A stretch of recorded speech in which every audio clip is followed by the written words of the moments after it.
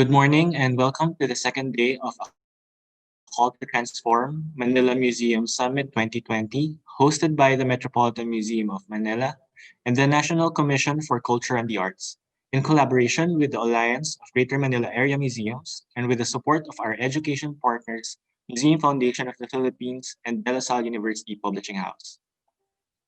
Yesterday, with keynote presentations by Dr. Eugene Tan and Dr. Patrick Flores, followed by a lively and relevant discussion on the theme Museums in Flux, moderated by Mr. Buen Camino.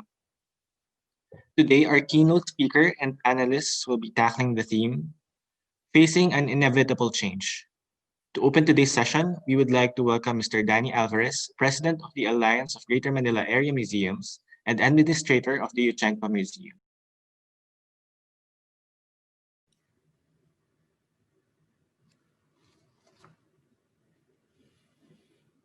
Hello, everyone. Good morning. Welcome to the second day of our webinar. And for today, we shall center our discussion on the theme, Facing an Inevitable Change. This session hopes to facilitate knowledge sharing between institutions to discuss new models and ideas that will affect curation, exhibition, and education as platform for the new normal. We shall hear from our colleagues from Hong Kong, Vietnam, and Thailand on how their museums evolved their action plans as they move forward. We shall start the day with our keynote speaker, and soon after, we shall hear our two panelists discuss this timely issue. We have for us today as our keynote speaker, Ms. Suhanya Raffel, the director of M+, the newest Museum of Visual Culture in Hong Kong. Ms. Raffel leads and oversees all activities of M+, including collections building, exhibitions, research, programming, institutional collaboration, and operations. She joined the West Kowloon Cultural District Authority, or the WKCDA, in November 2016 as its executive director, and in January 2019 was appointed its museum director. Previously, Suhanya was deputy director of the Art Gallery of New South Wales, Sydney, and before that, she worked at the Queensland Art Gallery, Gallery of Modern Art, Brisbane, where she held many senior curatorial positions, including acting director and deputy director of curatorial. At the Queensland Art Gallery, she was instrumental in building the Contemporary Asia Pacific collection, and she led its Pacific Triennial of Contemporary Art from 2002 to 2012. Suhanya is currently a trustee of the Jeffrey Bawa Trust and the Lununganga Trust in Sri Lanka, and a member of the board of the International Committee for Museums and Collections of Modern Art, or CIMAM. M+, Hong Kong's new Museum of Visual Culture, which encompasses 20th and 21st century visual art, design and architecture, and moving image from Hong Kong, the mainland, Asia, and beyond, has for its facilities 17,000 square meters of exhibition space, 3 cinemas, a lecture theater, a learning center, a museum shop, performance spaces, a mediatheque, a library, archives, study center, members' facilities, museum offices, cafes, restaurants, and a public roof terrace with views to Victoria Harbour and the Hong Kong skyline. Indeed, it shall be one of the largest museums of modern and contemporary visual culture in the world. Let us now welcome Ms. Suhanya Raffel as she discusses the urgent topic of the museum world post-COVID-19.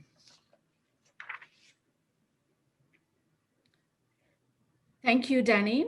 It's very, very nice to be here, and thank you to the Metropolitan Museum of Manila for this invitation.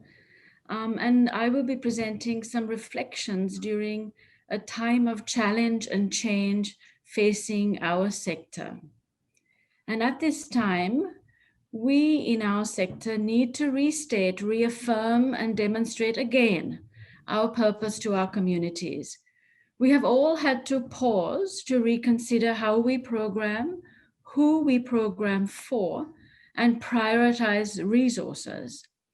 Bracing though this work is, it has been undertaken during a time for many of us of social upheaval, political complexity, and economic downturn, which has, I think, usefully urged us to return to thinking about our civic function.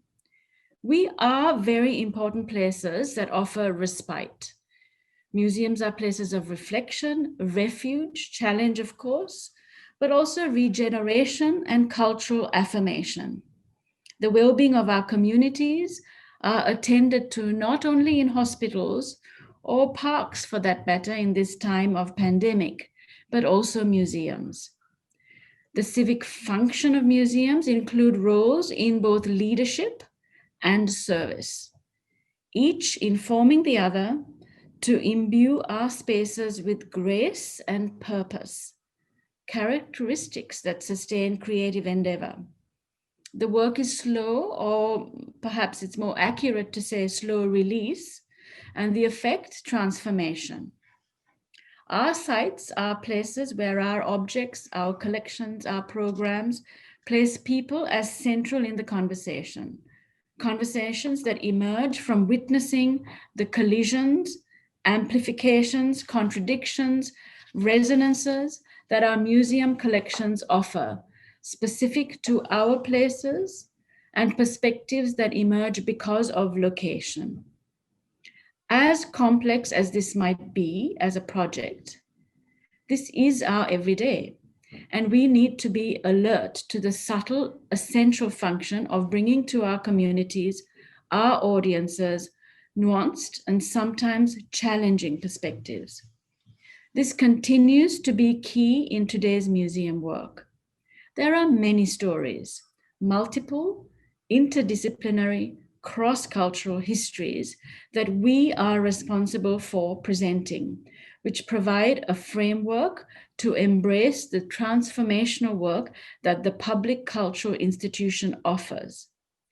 This is especially the case today and in our region in Asia, where our voices and our work bring important perspective with purchase to the global cultural space.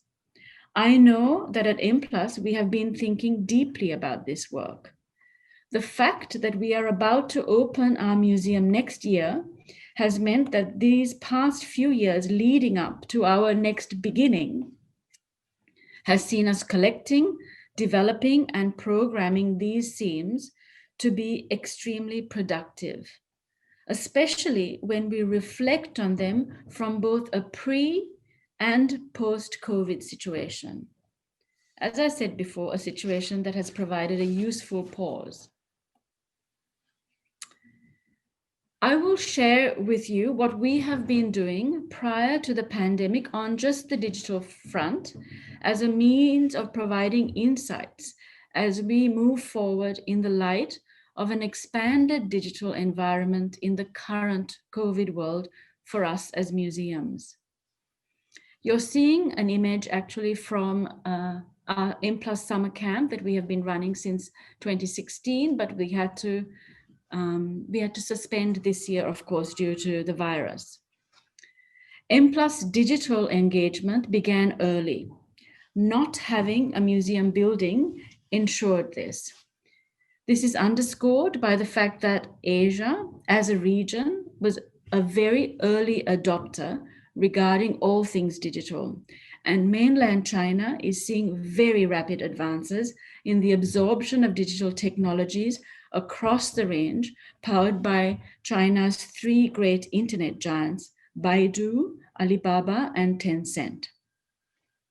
Now I'm going to give you a quote from a 2017 McKinsey Global Institute report titled Digital China, where they say players like Alibaba's Alipay and Tencent's WeChat now offer super apps, which give consumers a one-stop shop covering education, health, information services, entertainment, e-commerce, and social interactions.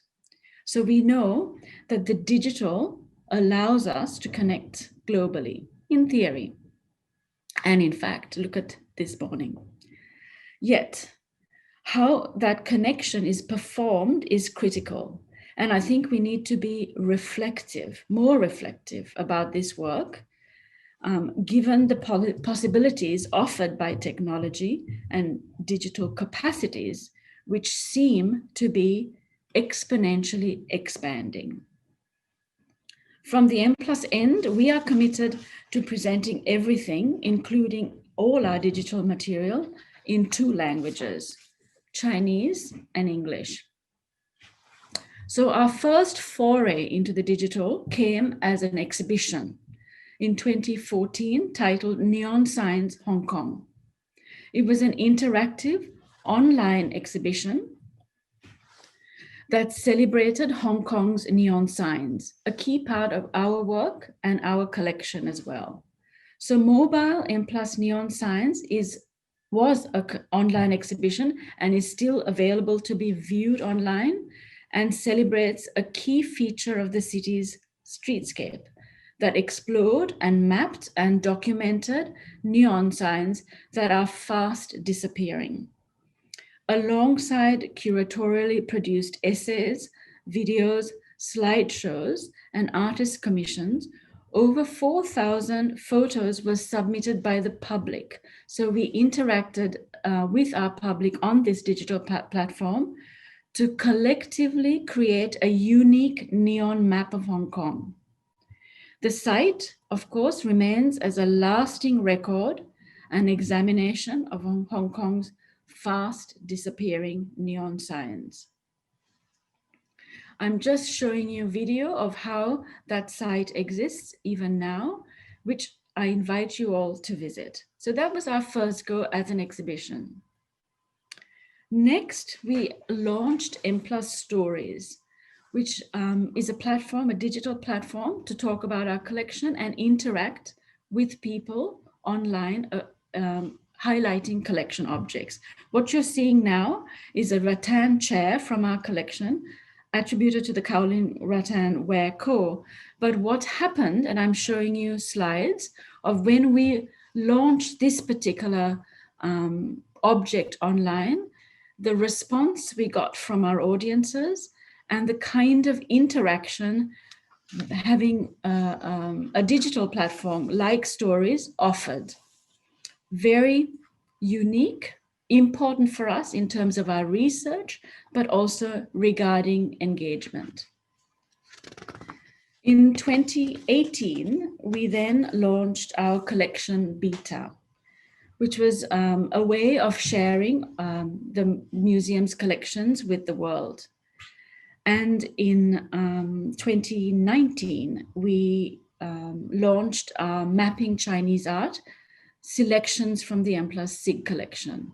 The SIG collection was our founding collection of 1,510 works that began the big work of museum collection development for M+. It's a unique and very significant collection of contemporary Chinese art that was donated to us by Dr. Uli Sig in 2012.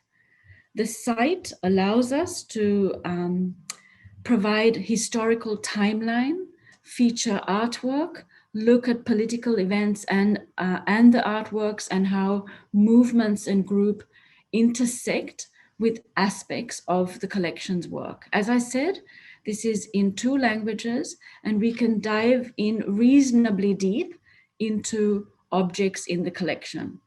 It is also a site that allows people to not just enter the museum via this particular collection, but interact with our research team, and of course provides a research base from which to amplify that part of museum work which is critical. We then also began in 2019 to commence with our hackathons. This was a way to mine the open source data of the collection and work with audiences that we invite and then make into a class, if you like, to look at the metadata of our objects in the collection and explore them.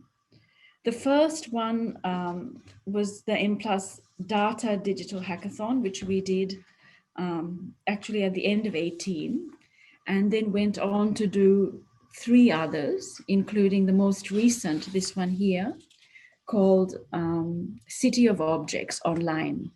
We worked with facilitators Christian Schmidt and Pat Chan Wu, who spent 2 weeks with 30 participants to create 9 projects that explode concepts of objects and ideas of a personal museum. What an open source collection data offers, a data set offers, is individuals interacting with our collection to build their own personal collections. This most recent one, the winning project, was titled The Membranous Box and was a conceptual museum that analyzed the unwanted body tissues, fluids, and odors from visitors and transformed them into energy sources that would power a museum. So you can see highly conceptual, playful, humorous, but also a way to work with audiences and content. We have found that our hackathons connect to younger audiences, audiences that understand how to play on this kind of platform and then engage with the museum. Now, what I have shown you are things that we have been doing prior to a COVID situation. So once the virus became a fact of our everyday, we launched our M+ from home, as did so many other museums. But I guess what I wanted to show you was how we had built an already existing digital museum space and then used our M+ from home as a way to amplify things that were everyday in the physical space. So what we did was we offered, as did so many other museums, how we brought our exhibitions online, how we built our social media platforms into the exhibitions and programming, but critically also our M+ Rover, which is a traveling creative studio curated by our learning team that sends the rover out into schools and communities to build really an informed museum audience base in Hong Kong, something that is ongoing and very important work for us. The first challenge for us was an exhibition in our pavilion of Shirley Che, Stakes and Holders. And Shirley's exhibition is the return of our Venice pavilion exhibition that we do as part of the collateral events for the Venice Biennale. Shirley is a Hong Kong artist based in Los Angeles, and her site-specific sculpture was titled Negotiated Differences, which is what you're seeing now, is an exploration contrasting positions, processes, and materials. She works with wood, plastics, and objects. And as you can see in this video, it was very clear during, because of COVID, that both Shirley and Christina Lee could not come and install the work. Shirley based in LA, Christina based in Amsterdam. So what we did was, as Dorian there, working with Olivia and our team, to install this exhibition via Zoom. And it was a very intense experience of managing time zones, understanding physical space, and the requirement of building a very complex site-specific sculpture. For the Venice Biennale, we take 12 interns to Venice to work with artists on site. We reassembled that team, and you can see them here now, to work in the Hong Kong exhibition with Christina and Olivier and Shirley in this virtual format, setting out the work, talking through the logistics, often assembling, reassembling, and discussing what is a sculpture in space. It was a very close collaboration and a very unique experience for us as we moved this forward. It also was very affirming that we can do things across time and space successfully. Of course, it made it possible because we had these 12 young people who had done it before with Shirley and Christina. But I think moving forward, thinking about global sustainability, how we walk, our carbon footprint, this offers real opportunities to rethink and decide what travel might be and how we work with artists in situ. So, of course, we continued with curator-led tours and artists in dialogue as a matter of course now on site for our audiences. It became very clear that the audience base actually expanded substantially. What was fundamentally a local experience of the exhibition being shared in Hong Kong has become far more global. This was the case also with the announcement of the prize for our inaugural SIG Prize, an exhibition that we opened in late 2019, but when it came to actually announcing and presenting that prize, very important prize for us in Hong Kong, we did it completely online.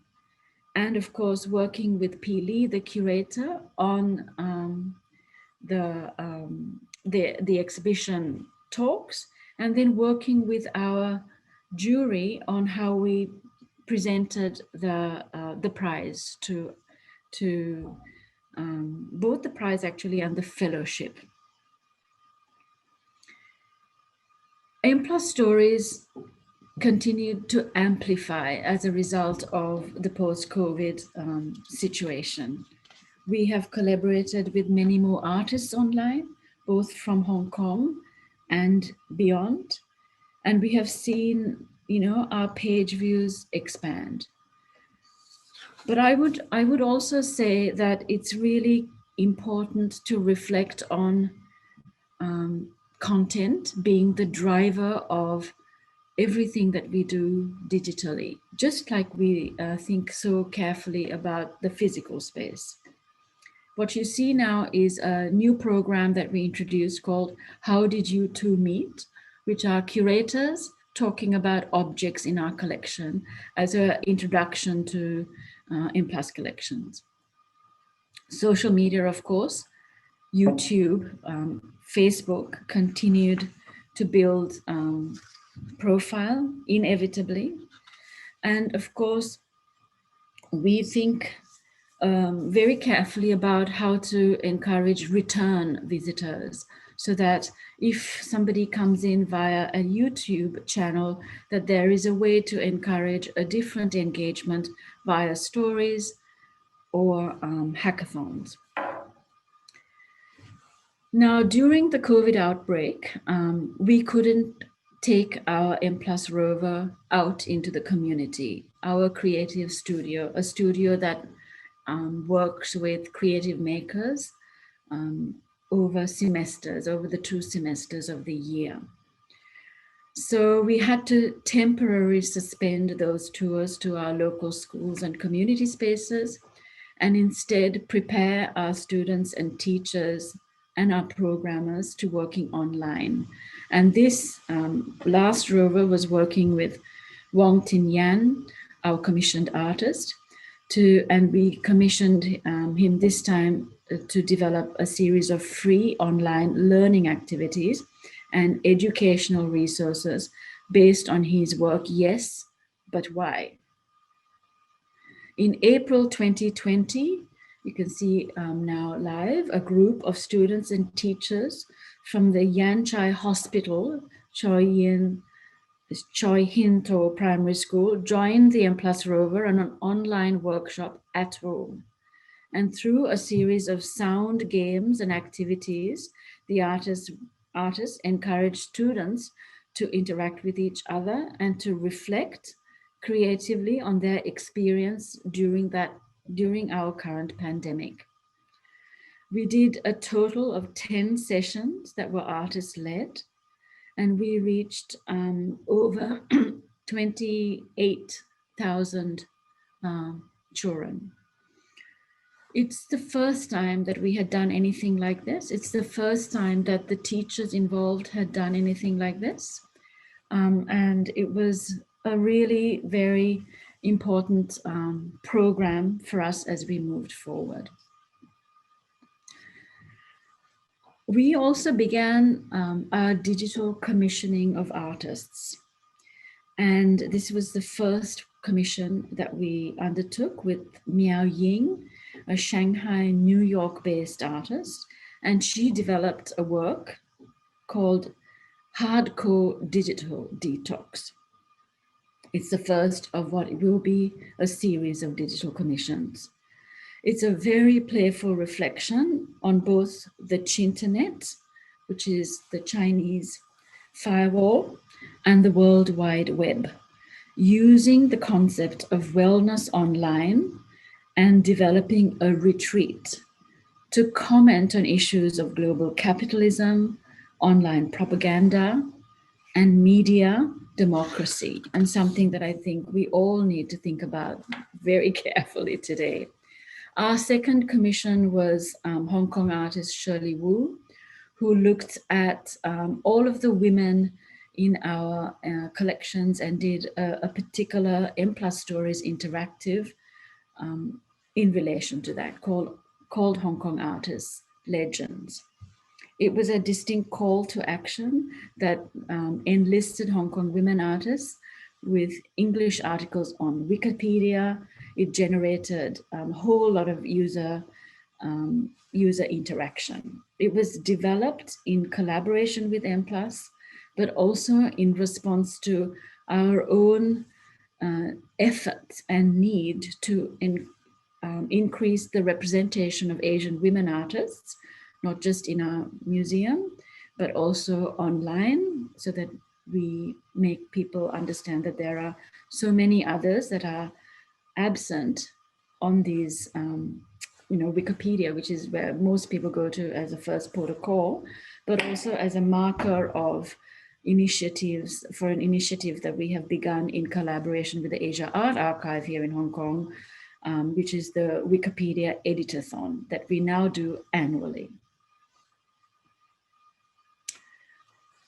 Now, what you are seeing now is a latest drone of the museum in development as we prepare to move in and open the museum within a year from now.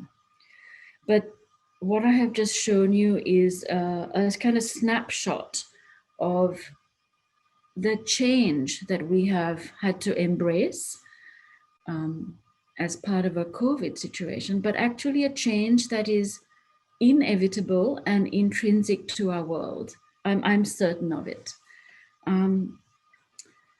There is so much digital content that is being produced today that we are all adding to this content online. As we seek out our audiences, as we seek out new audiences, and of course, it is a kind of proof, a proof of purpose and proof of connection. Yet it is critical that in the building of audiences, in whatever circumstances, that we must be driven by thoughtful curatorial direction. It is not purely numbers or volume although they are both inevitable indicators of performance. It's the pressure from all our various stakeholders ensures that is a pressure of performance. But rather, in keeping to the spirit of my opening comments regarding civic responsibility, we need to really consider three key questions that are questions that we should apply regardless of a pre-COVID or current COVID situation. And that is how we change, because change is inevitable and actually change is life. What do we change and why do we change that? So with that, I will open up to Q&A. Thank you. In a while, we shall proceed with the Q&A session, which will be facilitated by Ms. Mariles Gustilo of Ayala Museum as our moderator for the day. Mariles will also manage the following presentations of our panelists thereafter. Mariles Gustilo is a Senior Director of Arts and Culture at Ayala Museum Foundation and is currently Senior Director of the Ayala Museum, which includes both museum and the Filipinas Heritage Library. Ayala Museum is a private and history museum. It exists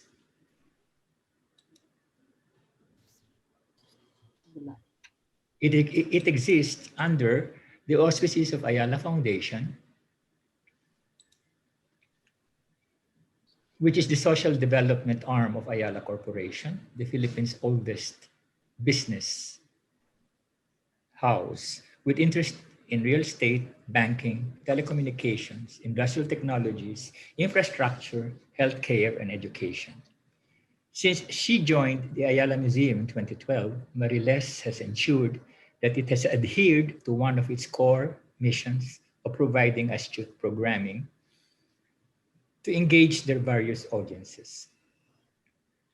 In 2015, Mariles oversaw the implementation of Ayala Museum's collaborative project with the Asia Society Museum of New York as it mounted the successful exhibition, Philippine Gold, Treasures of Forgotten Kingdoms.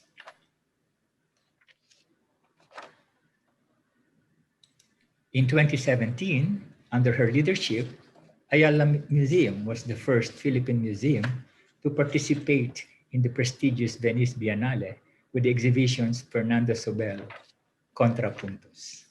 Since Ayala Museum closed for its much-needed renovation in June 2019, she has been spearheading several projects to ensure continuous presence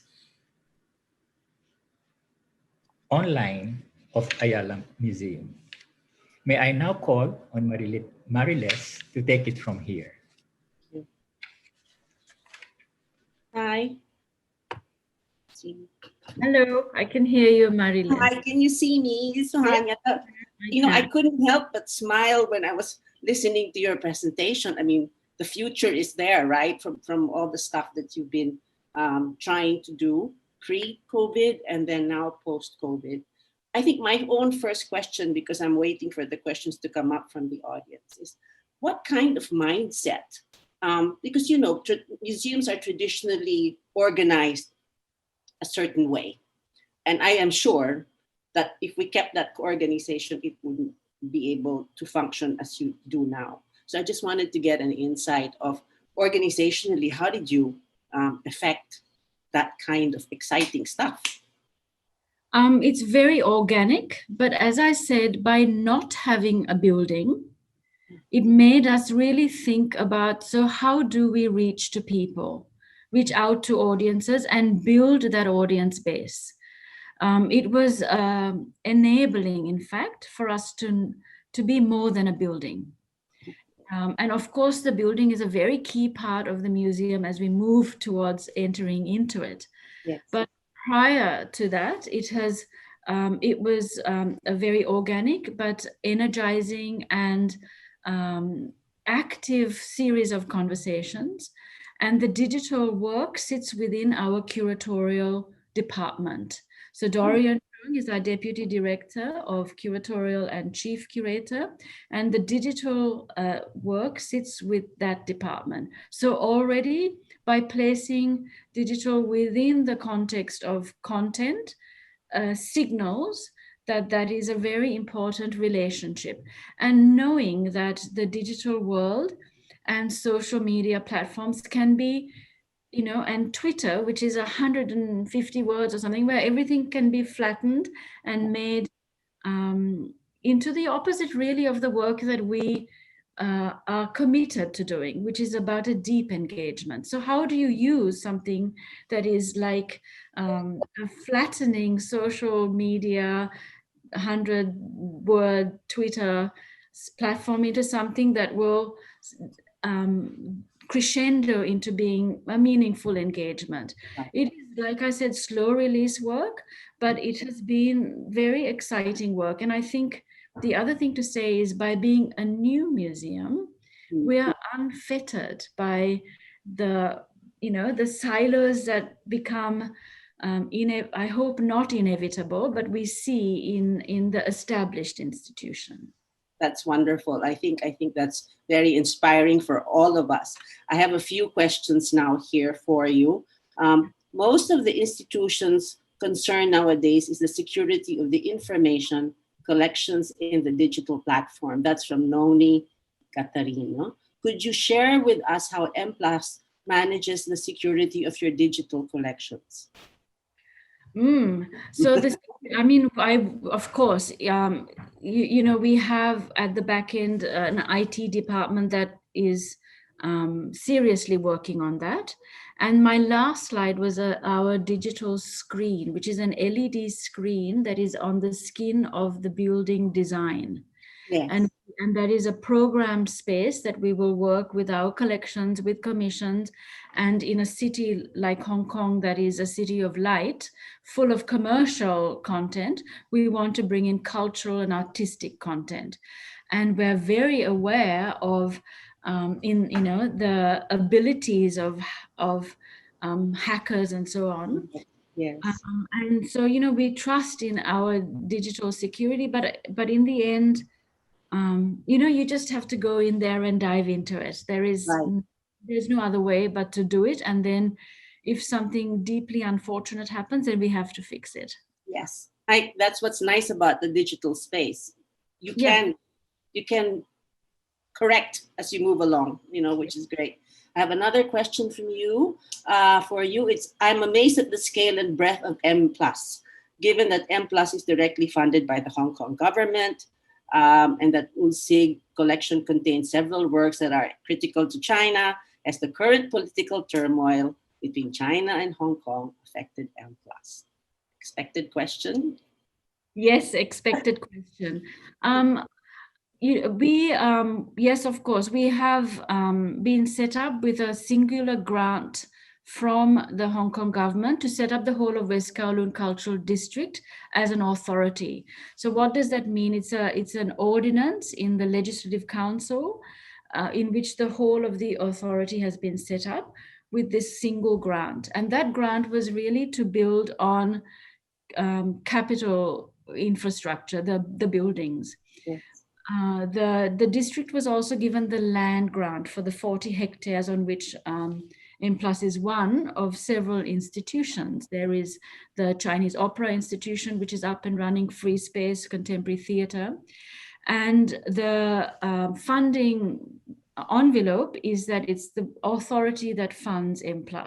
So we have, you know, a one-step arm's length, if you like. Yes. Yeah. But we also have a benefactor base, a sponsorship base. And so we do function like other major global institutions. Mm-hmm.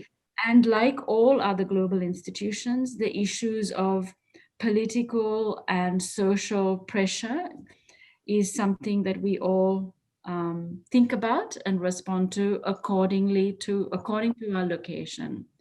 And we loaned 1/3 of the there was the Guggenheim exhibition, China, Art in China post 1989, at the Guggenheim in New York, that traveled to Bilbao and into San Francisco, MoMA, last year. 1/3 of that exhibition came from the M+ collection. But what happened in New York was that 3 works were censored.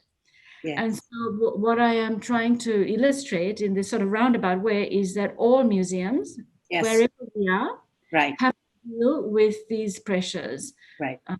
And even though in New York, those 3 works were not able to be seen, in Spain, they were. Yeah. Okay, I understand. Yes, I think that sort of answers that question. I have a question from a friend of yours, Mr. Patrick Flores. Hi, Suhanya. This is Patrick. Thanks for the generous presentation and for being with us today. In light of your decisive digital program, how do you deal with gaps in access to digital resources among museum workers and the general audience? It's a very good question, because one is assuming that people have the ability to access, of course. That's why I said also that, we assume that the digital is actually a global platform, and in many ways it is, but it is not always the case. That's for certain. Right. I think the thing to say, though, is that in Asia, the technology has been embraced by a huge majority of people. Mhm. That's the research that we are finding. Mhm. And so we have to believe that. But of course, there are, in this physical location of Hong Kong, we know that there are many people who find just the threshold of coming into the museum very challenging, because it's an alien space. It's not a part of everyday life. And so we need to develop that ability to open those doors and welcome physically. And that's why we began the rover as a physical project. We have to go out to the community to make people understand that we are welcoming. It is slow and continuous work. Mhm. And it's, in the end, it's about the commitment to it and making sure that commitment we see through. But I do understand that in certain parts of the world, the digital will be not accessible because of resource on the other end. Right. Okay. Now another question from Mr. Paul Howard. Hi, Suhanya. Thank you for your excellent keynote. I really enjoyed it. You mentioned M+ new audiences. Can you elaborate on this? Post 2020 and with integrated online projects and audiences, who do you imagine are your new audiences? Well, from the Hong Kong situation, we've done many surveys in the community to even ask about museums, whether museums are part of an everyday experience for communities. And it's very clear that it's not. So the new audience in the local sense is all of the Hong Kong community, the 7.5 million, and to try and reach out to those people. Mhm. So that's a very key new audience.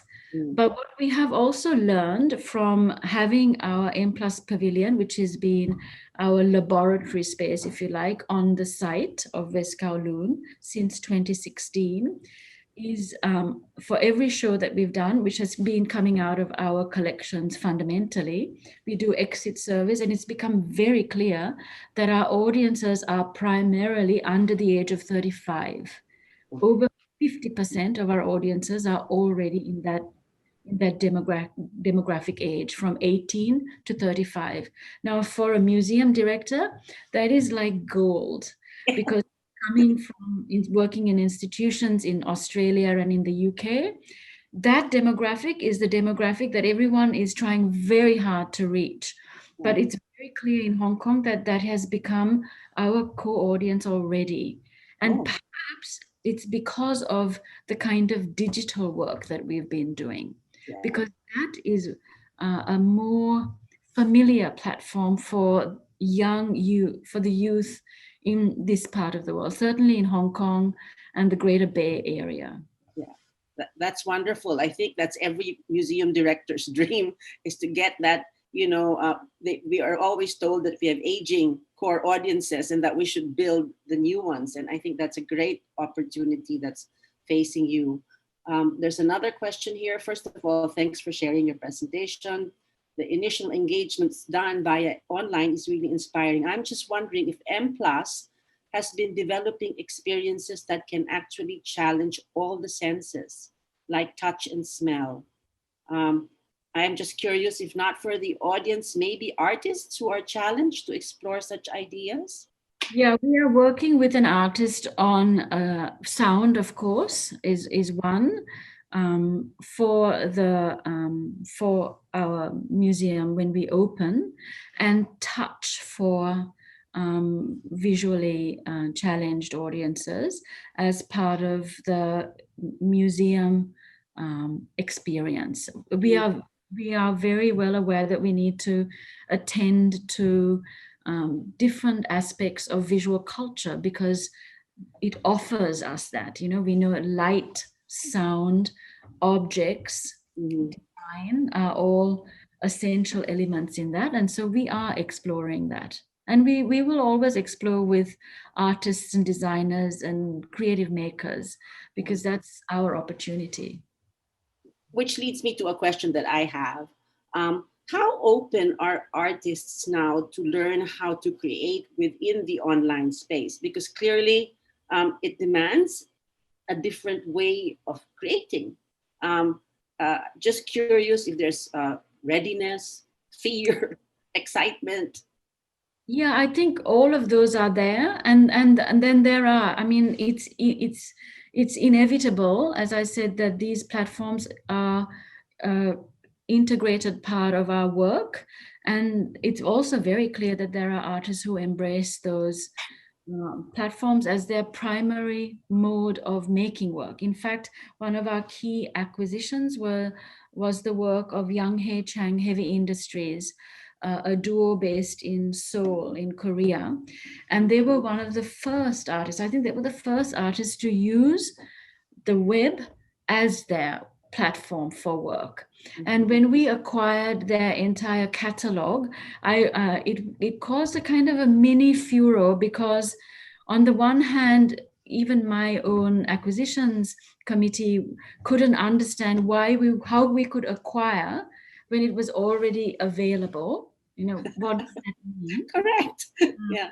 And then how do we, and part of that acquisition was a commitment to acquire everything Yuchengco Heavy Industries does into the future. But what is also part of that acquisition is all of the outtakes, if you like, of their work that they don't put online, but that still sits as a repository within the museum.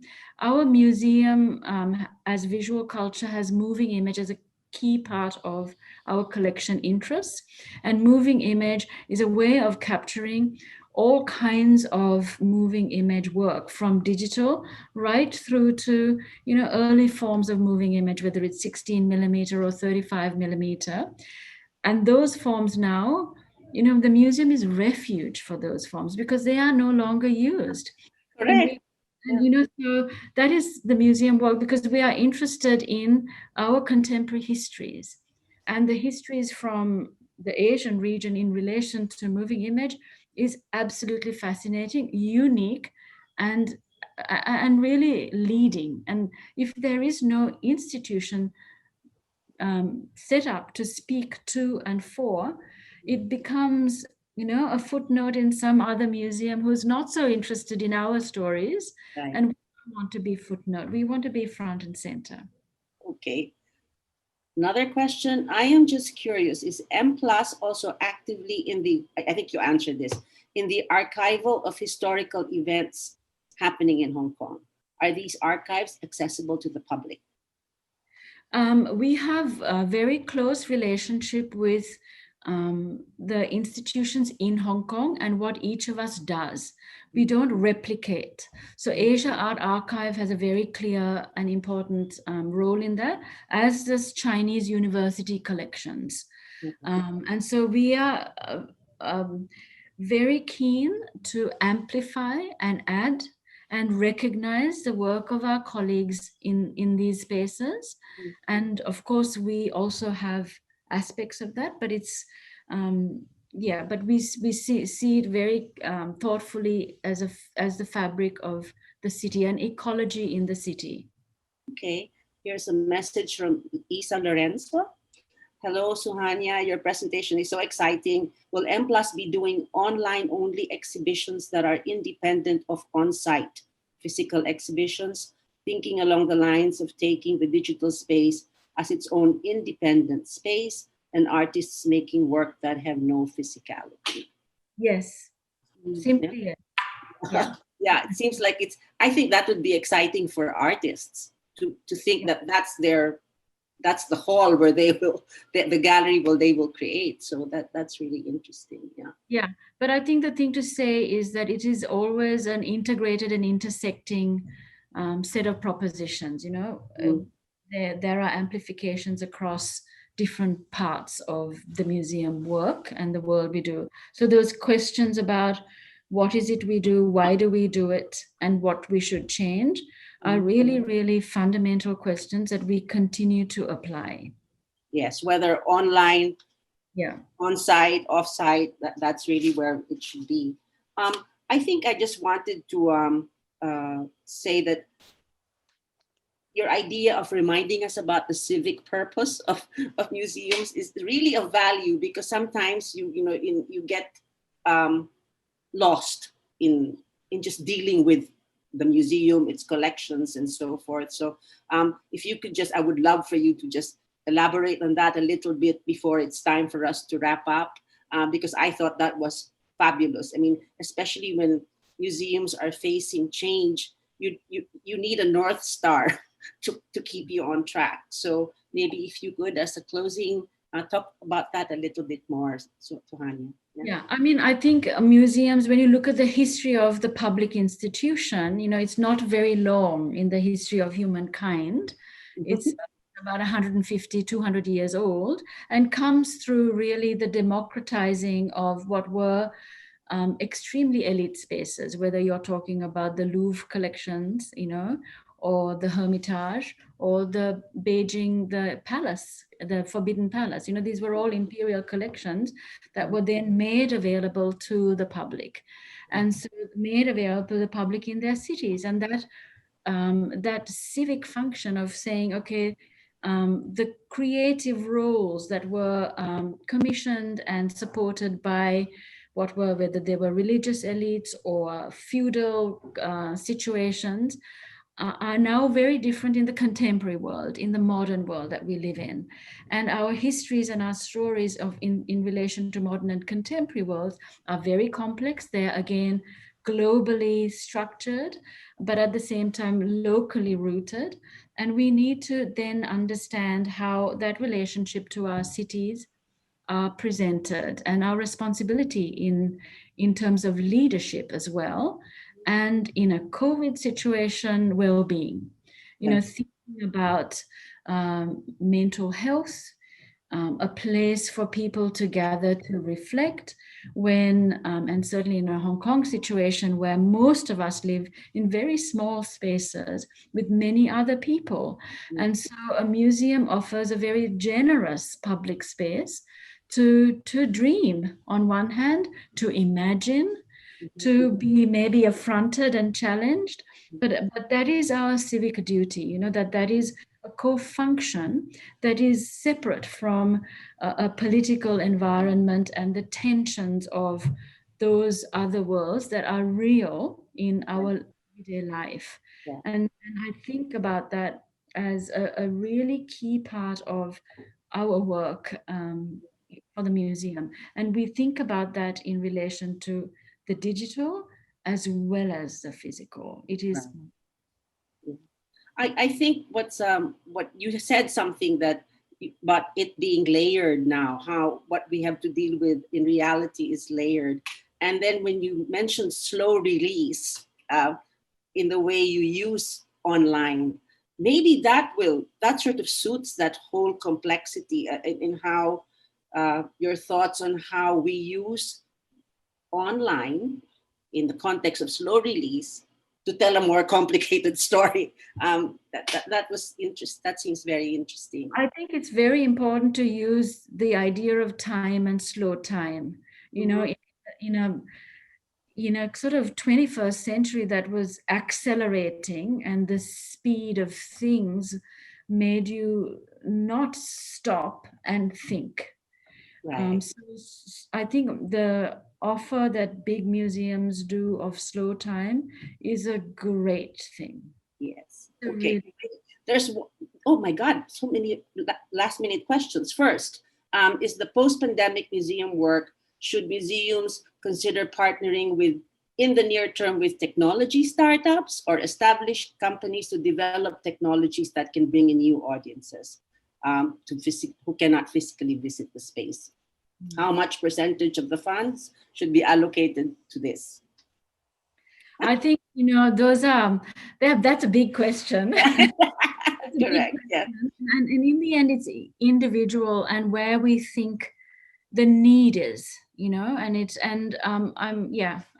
where the need is. And I look to fundraise as well, to trusts and foundations who are interested to support quite kind of deep dives, whether it's with say Alzheimer's communities. How do we manage, if we can't connect physically with, say, communities like that are very difficult to connect to physically, let alone, but maybe technology offers something that we haven't explored yet.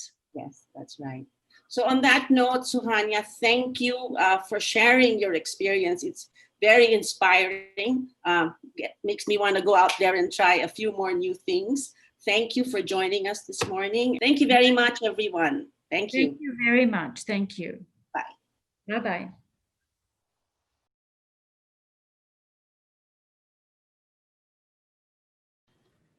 Hello, and now we move on to our next two speakers, both very respected curators in our part of the world.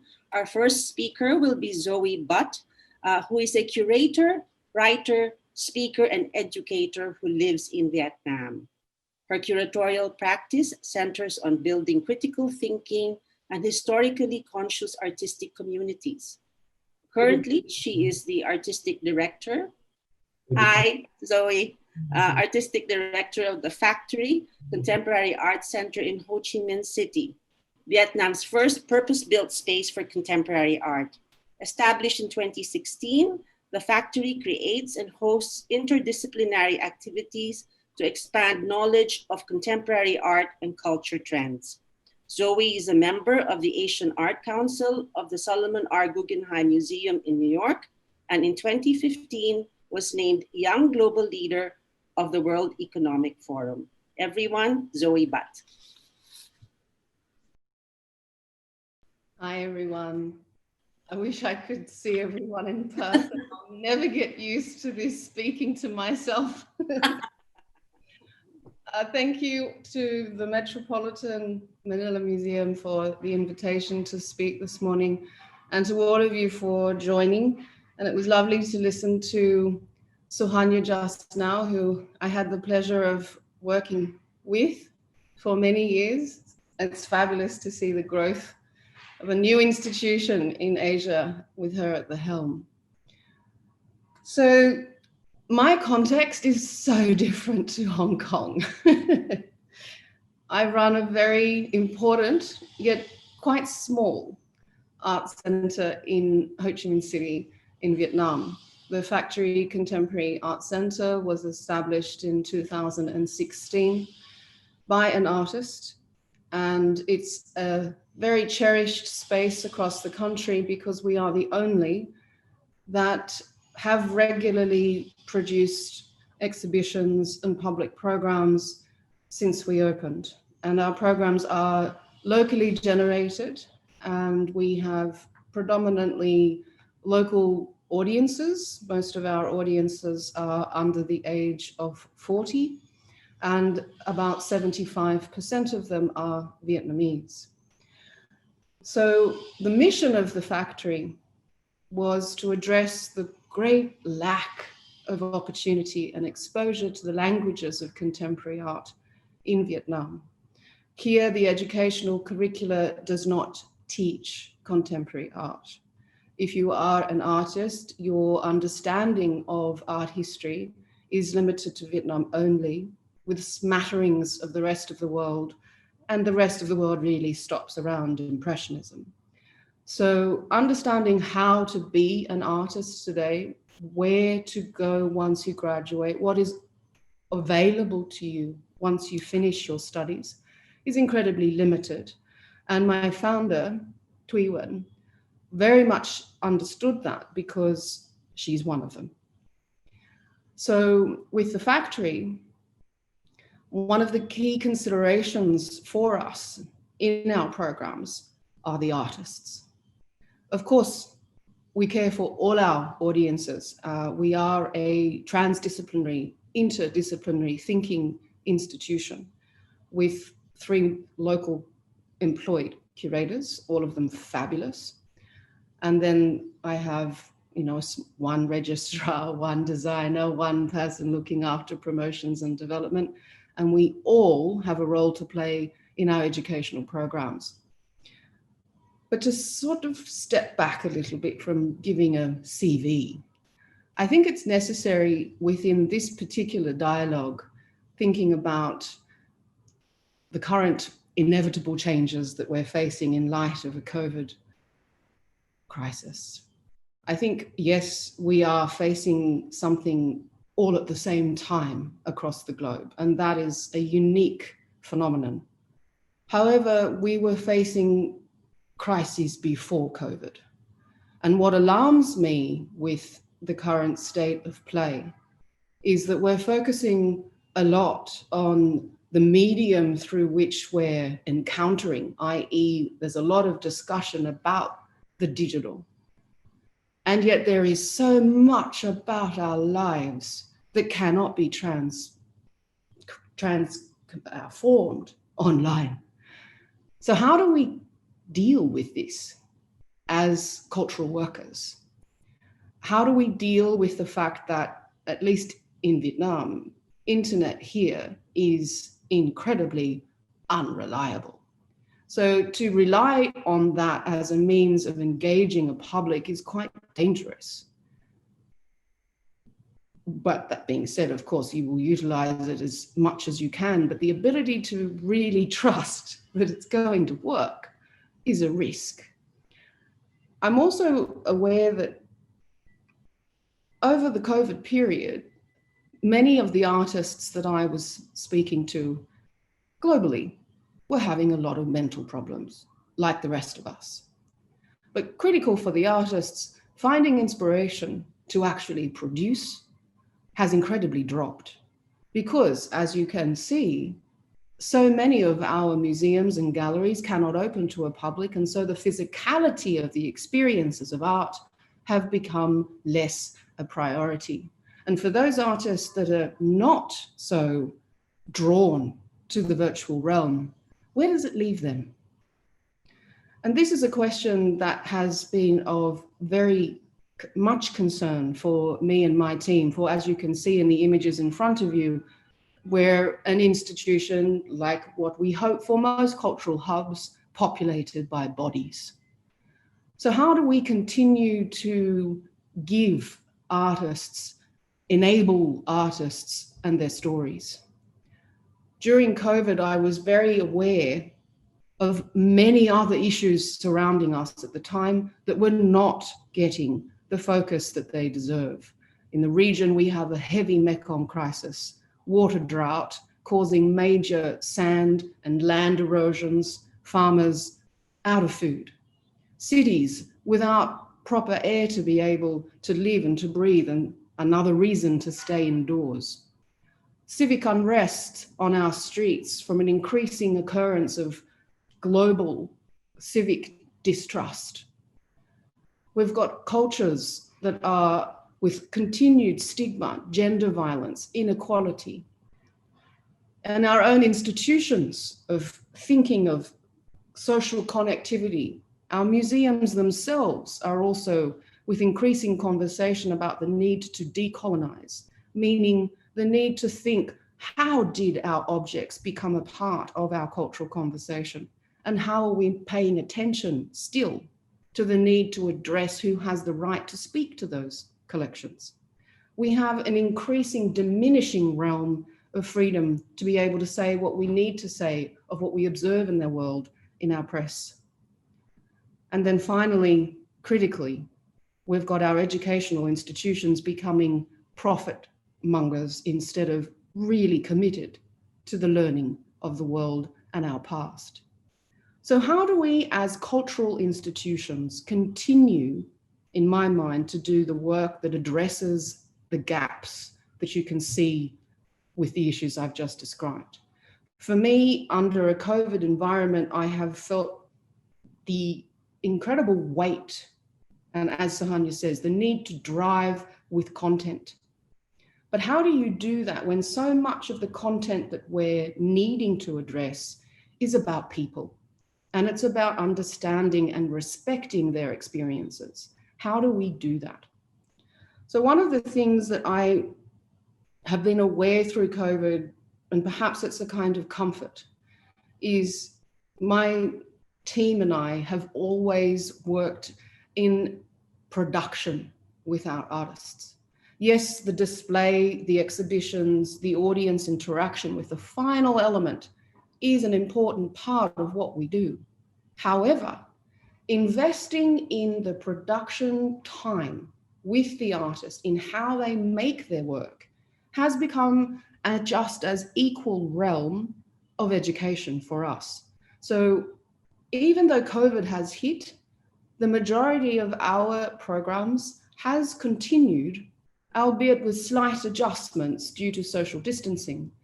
And by that, I mean, we continue to network. We continue to work with differing partners, differing artists, differing educational bodies in the delivery of our programs.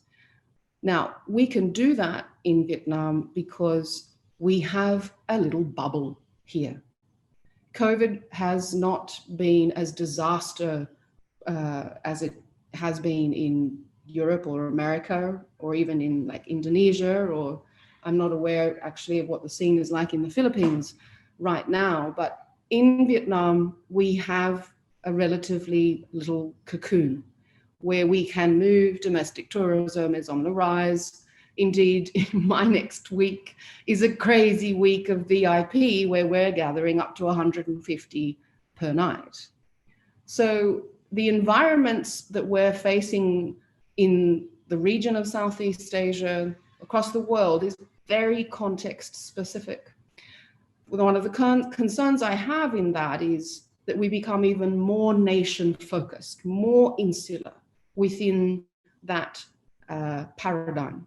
And so for me, there's a need to continue to connect to the best of our abilities in the delivering of programs that link differing cultures for all of us. So one of the highlights in thinking about why to program with the response ability, in knowing that the ability of the institution has the chance to respond in a kind of program to how artists work. It's looking and studying how artists work and then thinking, how can that methodology be revealed to an audience so that they can better understand why this artwork is so important. One of the inspirations is the practice of Tuan Andrew Wen. You can see in the top register some photography taken during his research for a project called Empty Forest, where he was looking at the plight of animal endangerment due to the belief that certain animal substances will improve the human body psychologically, spiritually, physically. In this case, the white rhino, and also it took him to observe the relationship between human and non-human. And it turned into this very interesting conversation with a body of work, 3-channel film, plus a series of photographs and beautiful sculptures. In here, you can see a 2-part photograph called The Things That Are Living Are Dead. On the left is a shrine to a whale. On the right is a kind of abandoned theme park that is actually quite a common occurrence in the countrysides of Vietnam. And it's telling how our cultures and our realities are already in a process of turning our realities into something that isn't real. Real by the means of it not having physicality. It's intangible. And so I'm struck by how artists can raise questions of what is tangible and to think about what is important in terms of meaning. Does something intangible hold the same meaning as what is in my hand? And I think in light of the COVID moment, it's important that we raise those sorts of questions. Similarly, in another work by Lena Bui, who is looking at how the sand erosion and excavation is causing our cities to sink. And she's looking at how the urban progress of our worlds is often denying what is being taken away as a consequence of that progress. Similarly, Yuchengco on the right, a series of woven quilt images that show buildings from across Vietnam during the predominant French colonial era that have been destroyed. Instead of these photographs, of which there aren't many left in Vietnam to give testament to these histories, they've been turned into an art form. These are inspirations to thinking about how we need to continue to pay attention to what the artist is thinking, to what the artist is drawn to as cultural institutions. We can think about broader banners of access and subjects that the institution wants to generate. But I think it's very important to first consider operating the other way. What is most driving the artists and their work on the ground? So I'm going to share now several projects that unpack how we work with artists in a development mode and to look at the role of education in that process, and to think about how production can be a space to reinterpret and how we can do that at a distance during the COVID environment, but also the necessity to continue to build in-person moments. So I'll explain a little bit about how we can still make art be at work. And again, I'll unpack that a little bit more also. So this is a program called Materialize, and it's been running since 2017. Essentially, it looks at artists who across the country have bodies of work in their studios, but have not had the chance to exhibit the work, predominantly because there aren't many spaces in the country willing to be experimental with their displays. With Datvul, it was very interesting to see how he, as a photographer, traveled across the country, taking images of everyday people and placing them in a way that was borderlining on being suggestive of destruction and also idleness, which you can see in the bottom two images. These kinds of modes, these feelings are repetitively found across a lot of the Vietnamese production today. And I thought it was important to give them the space, to continue to give them the space to do this. So we work with them over a 6 to 8 month period. We are hand in hand with their thinking in terms of subject matter, meaning we spend so much time talking to them. We sometimes go to other exhibitions in the community so that we can have conversations about how to display. Again, you must remember that this idea of experimentation in display for artists to think about how to engage an audience for them is often a conversation that they've never had before. So similarly with Dang Thuy Anh, she was an artist who comes from a love of the natural world, and she studied how these snails moved in such a way that made her think about the repetitive behavior of mankind. And so she created this amazing reflective environment inside the factory that showed the industrial and the natural world side by side. We have another program called Pollination. This started as a result of realizing across Southeast Asia, there were numerous programs trying to cultivate emerging curatorial expertise, with great thanks to institutions like the Goethe, Japan Foundation, the British Council, and they would come together with a group of curators and established curators to mentor. They would go through the motions of putting proposals together, and then it ended. And very few of these projects actually came to fruition. And so as a consequence of becoming a mentor to several of these initiatives and seeing how the connect to delivery rarely took place, I decided to start Pollination with the factory, and essentially it identifies emerging curatorial talent with established curatorial mentors. We work together with private funding from two partners. So this Pollination 2 was between Ilham Gallery in Kuala Lumpur and the factory. And here you can see Khadijat Ramat, Le Tuan Nguyen, Izzat Arif, Huang Minh. And they worked together for 1 year. They identified an artist each, which is Izzat and Luc. And then over the course of that year, there was travel to reach each other's places, and then the eventual exhibition that took place in Kuala Lumpur. This was last year. This is the second edition. The first edition was between Indonesia and the factory with Sam Art Ecology Fund. Now, the success of this particular program was that it was identifying young curators engaging questions of institutional display, trying to unpack what that how do we define institutional display within a region where the definition of the museum is fairly uneven, where the experience of building audiences at a museum is also uneven. So how can a young person create their own practice within this uneven landscape?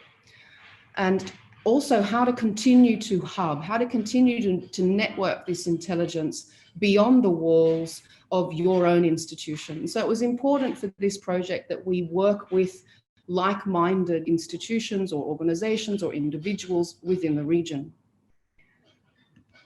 Pollination this year had to take a different step because of COVID.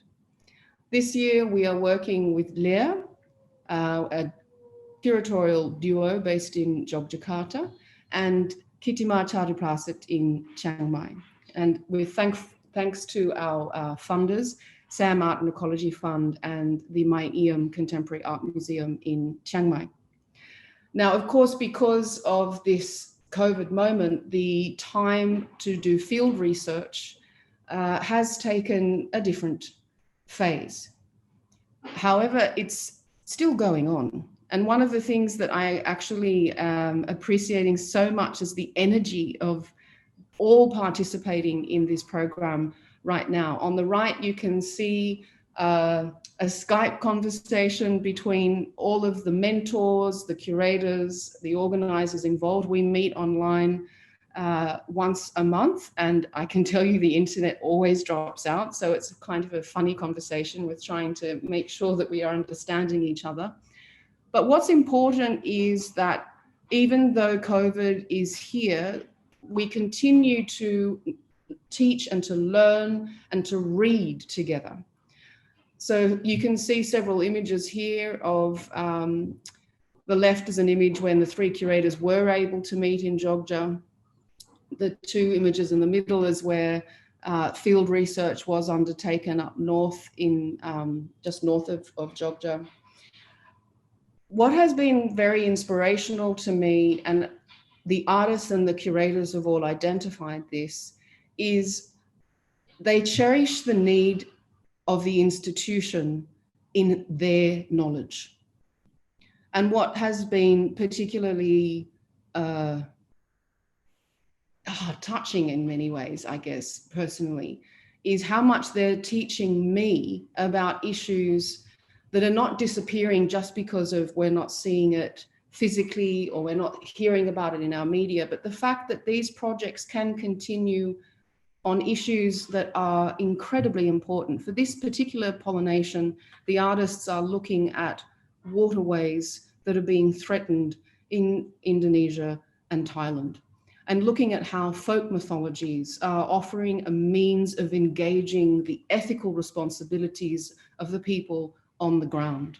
So there's a lot of very socially important work being done in the midst of this pandemic, and we'll still have a forum. So for this project, we're putting together an online journal of text, a new text from writers from Indonesia, Thailand, and a few from abroad.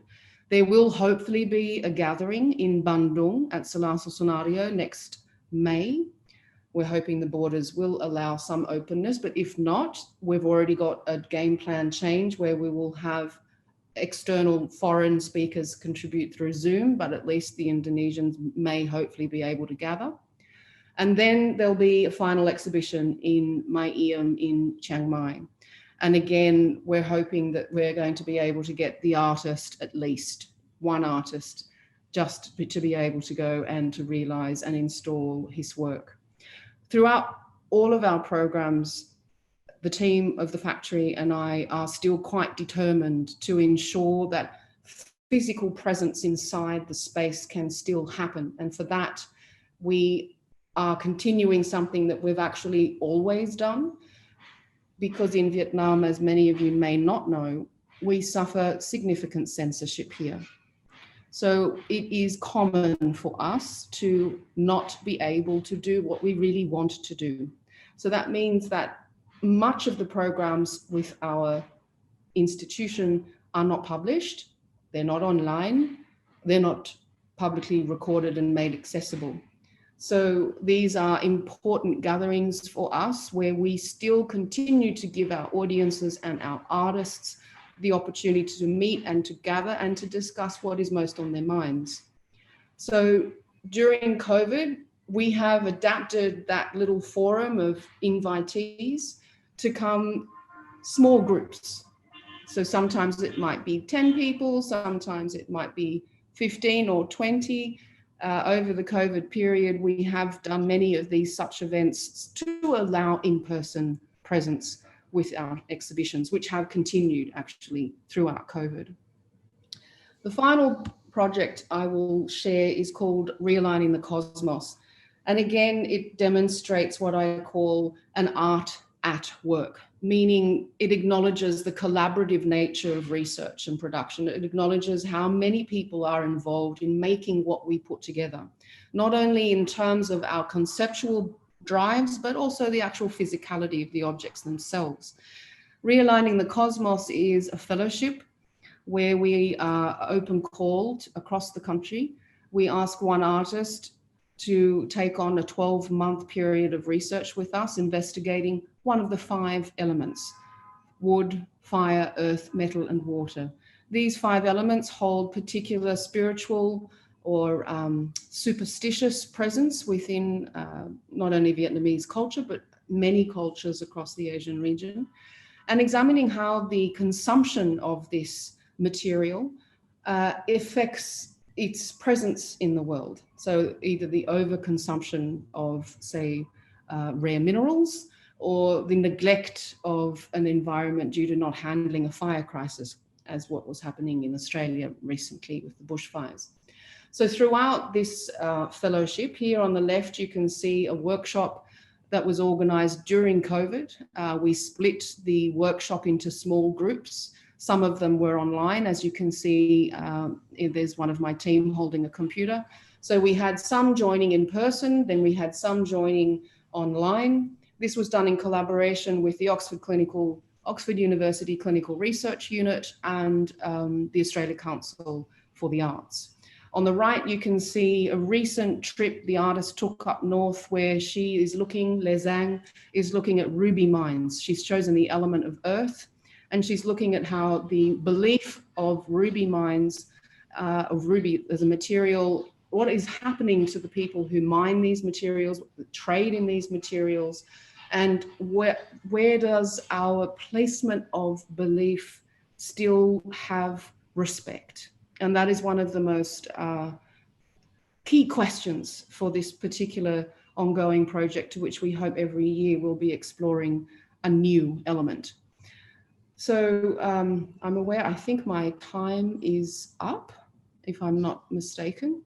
I just want to end a note in saying that under COVID, I think I would express something that all of us feel is that we are glued to our digital screens, and we are very much looking for distraction. We're looking for entertainment. Indeed, I remember a recent review done of the Sharjah Biennale that I curated in 2019.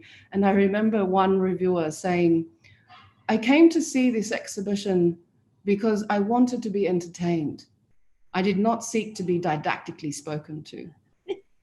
And I found myself actually quite taken aback, but then also giggling with this comment, because I said to myself, what a privileged place to be, to say that culture can only be entertainment. And I say to myself, I am entertained when I am learning, when I am able to glean something from what I have just spent perhaps 15 minutes investing my time.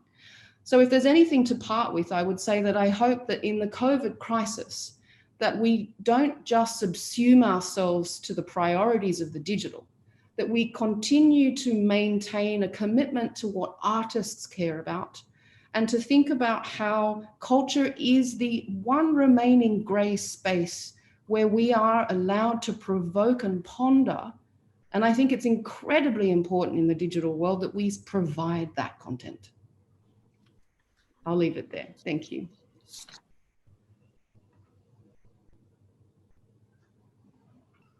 Thank you very much, Zoe, for your talk about, the role of institutions in enabling artists. I thought that was a very good reminder for people like us who run museums. And I also thought it was really interesting that even the artists themselves acknowledge the need of institutions in developing their knowledge. We will take questions for Zoe after our next speaker. Our next speaker is Gritia Gawibong, who co-founded the independent art organization Project 304 in 1996, and now works at Jim Thompson Art Center in Bangkok as artistic director. The mission of the Art Center is to nurture artistic activities and create public access to contemporary arts in today's context. Gritia is also advisor for Mayam Contemporary Art Museum in Chiang Mai. Her curatorial projects have addressed issues of social transformation confronting contemporary artists from Southeast Asia. She has curated numerous exhibitions, the most recent of which is The Serenity of Madness, which traveled to Asia, Europe, and USA from 2016 to 2020. Gritia also served as a member of the curatorial team for the 12th Gwangju Biennale in South Korea. Everyone, please welcome Gritia. Thank you very much. I would like to thank Sir Patrick for your recommendation, and also the Museum from Manila for your invitation. And it's a great pleasure to share experience with you in these challenging times. And I would like to speak on behalf of the Jim Thompson Art Center, and also as individual, as independent curators, on how we face up with these problematic and critical issues during this COVID time. Oops. So I would like to start with the organization that I work with. Jim Thompson Art Center is initiated in 2003 as an expansion of the Jim Thompson House Museum, which was started in 1975. Both operated under the James H.W. Thompson Foundation. The mission of the Art Center is to nurture artistic activities and to create public access to contemporary art in today's context. The Art Center works with both in-house and guest curators to organize exhibitions, conduct public programs, such as lectures, workshops, seminars, as well as conference. We also do networks and collaborate with local, regional, and international culture institutions. This was the solo exhibitions of Indonesian artist Araya Mani, curated by Yola Lensi in 2006. We invited her to do the exhibitions because of the connection with the Jam Muslim community next to Jim Thompson House. And at the moment, we are currently moving to the next phase to accommodate our needs for programs and exhibitions and enhance the visitors' experience. The new 300 square meters building will have a garden, 2 art gallery spaces, and auditorium. The relocated William Warren libraries, cafe, offices, and the covered parking. From the earliest days of our centers, we have focused on both traditional textiles and contemporary art. In the mid-2010s, we started to concentrate on regional perspective, working with artists and curators from Southeast Asia. And in the future, we expect to strengthen our intra-Asian relationships and expand the network to the global South. We also plan to work with Africa and Amazons, Latin America, as well as Middle East and Eurasia.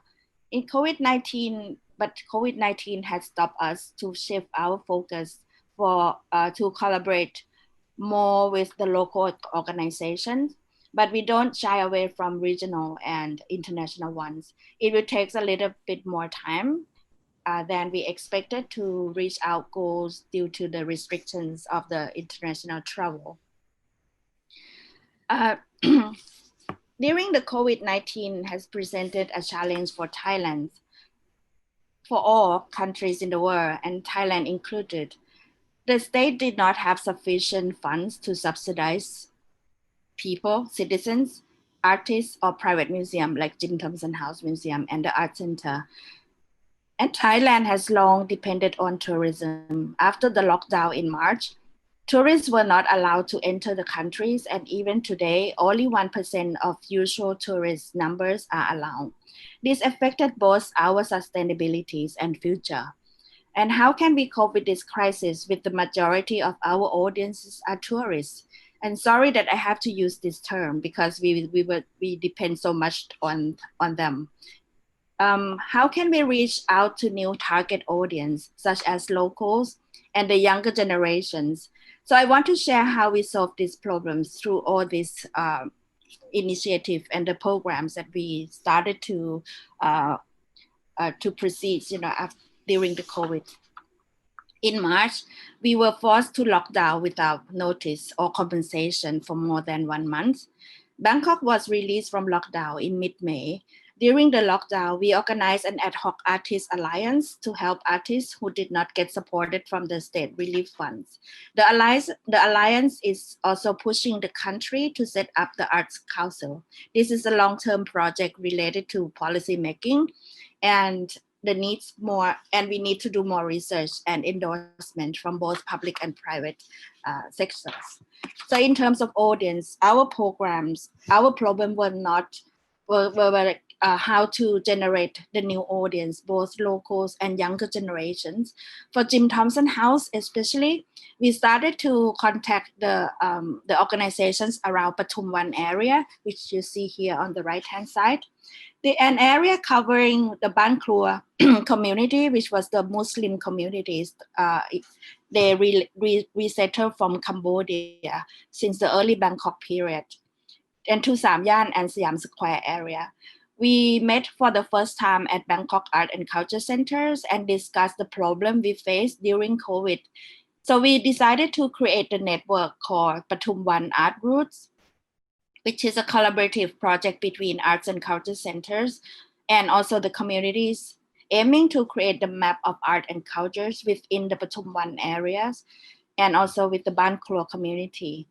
So PAS consists of 11 museums and galleries, as well as the communities, including with the Bangkok Art and Culture Centers, Jim Thompson House Museum, Jim Thompson Art Center, William Warren Library, Yellow House, Ban Klua Community, JWD Art Space, which is a commercial art space on the other side of the of our sections, CU Art 4C, Phá Mai Digital Art Hub, which is belong to the Faculty of Fine Arts, Chulalongkorn University, and also the PMCU, Chulalongkorn University Art and Culture, Office of Art and Culture. So this is the photos of the day that we did the press conference at the BCC. And this is a sample of the our networks. The Jim Thompson House Museum is on the left-hand side. And in the middle of Jim Thompson House Museum, there was a small canal called Sansap Canals, bridging us. It's kind of like, it's the connection between our space and also with the Muslim Ban Klua community. And the right-hand side is the new initiative by the Faculty of Fine Arts. It's a digital hub that they got the funding from the university for 40 million baht. So I'm kind of exciting to see what's going to happen with this space. And in terms of the so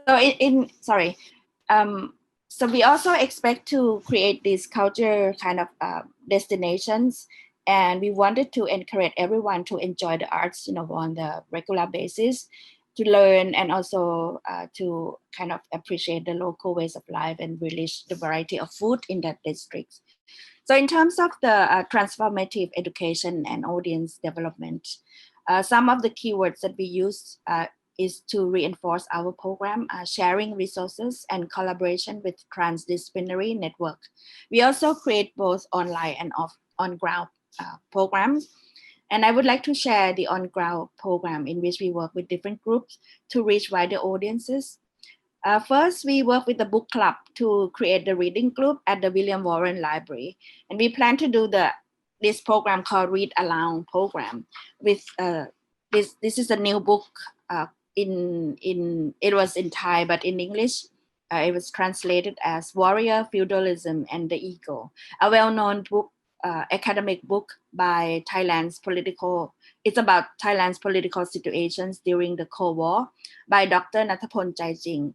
And it was very well received by the public, especially by younger generations who, if you follow the news from Thailand, they started to protest against the government. But we have to cancel this event because the publishing company was raided by the police during the enforcement of the severe emergency decree. And this book was among the 5 books which is confiscated by the police.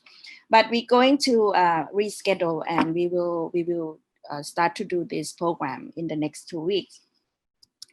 And at the William Warren Library, we invited Concrete Jen Pinitnan, a Thai artist, to exhibit his photo book, and also we encourage him to look at the books in our collections, especially the rare books.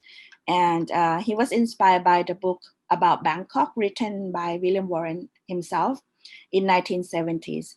Actually, if you don't know William Warren, he was one of the interesting writers, American writer who known Jim Thompson 3 years before he disappeared. So he wrote a lot of books about Jim Thompson's life and also about the gardens, architectures in Thailand and Southeast Asia.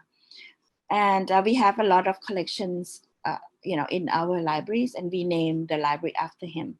So in this project, the artist traced the life of Bangkok's teenagers who were highly influenced by American popular cultures. The show called All Lane, which is kind of, it's the teenagers during those 60s and 70s. It started before, the project started before COVID time, and we had to close down the library for more than 2 months. So we continue to expand the exhibitions until October. And inside the Jim Thompson house, actually, if some of you've been to the house, you see that the house has been very well protected, both physically and conceptually. Since 1975, it was really, really kind of difficult for me, to work with the museum and the collections. But now, because of COVID and because of like we don't, we lost 95% of our of audiences, who mainly the tourists, right? So it's good chance for us and then also for the boards to rethink about how to reread and reinterpret the collections. So for me, I saw it as the opportunity, so we proposed them to invite the Thai contemporary artist. His name is Dusadi Huntagrun, to create the work that dialogue with the ceramic collections in Jim Thompson House Museum and its tropical garden. The exhibition, entitled The Trail at the End of the World, the artist imagined Jim Thompson's trek in the Malaysian jungle before he mysteriously disappeared in 1967, and was inspired by the book about the end of the capitalist ruins. He showed his personal ceramic work in the dining room, calling it Workers' Unions Ensembles, in memory of the Ban Klua Muslim weavers who worked with Jim Thompson since 1950s. And in the garden on the left-hand side, Dusadi presented small sculptures of monument to the ecological system. and he also, on the right-hand side, he also mixed his personal collection with our collections in the storage, in the cabinets downstairs.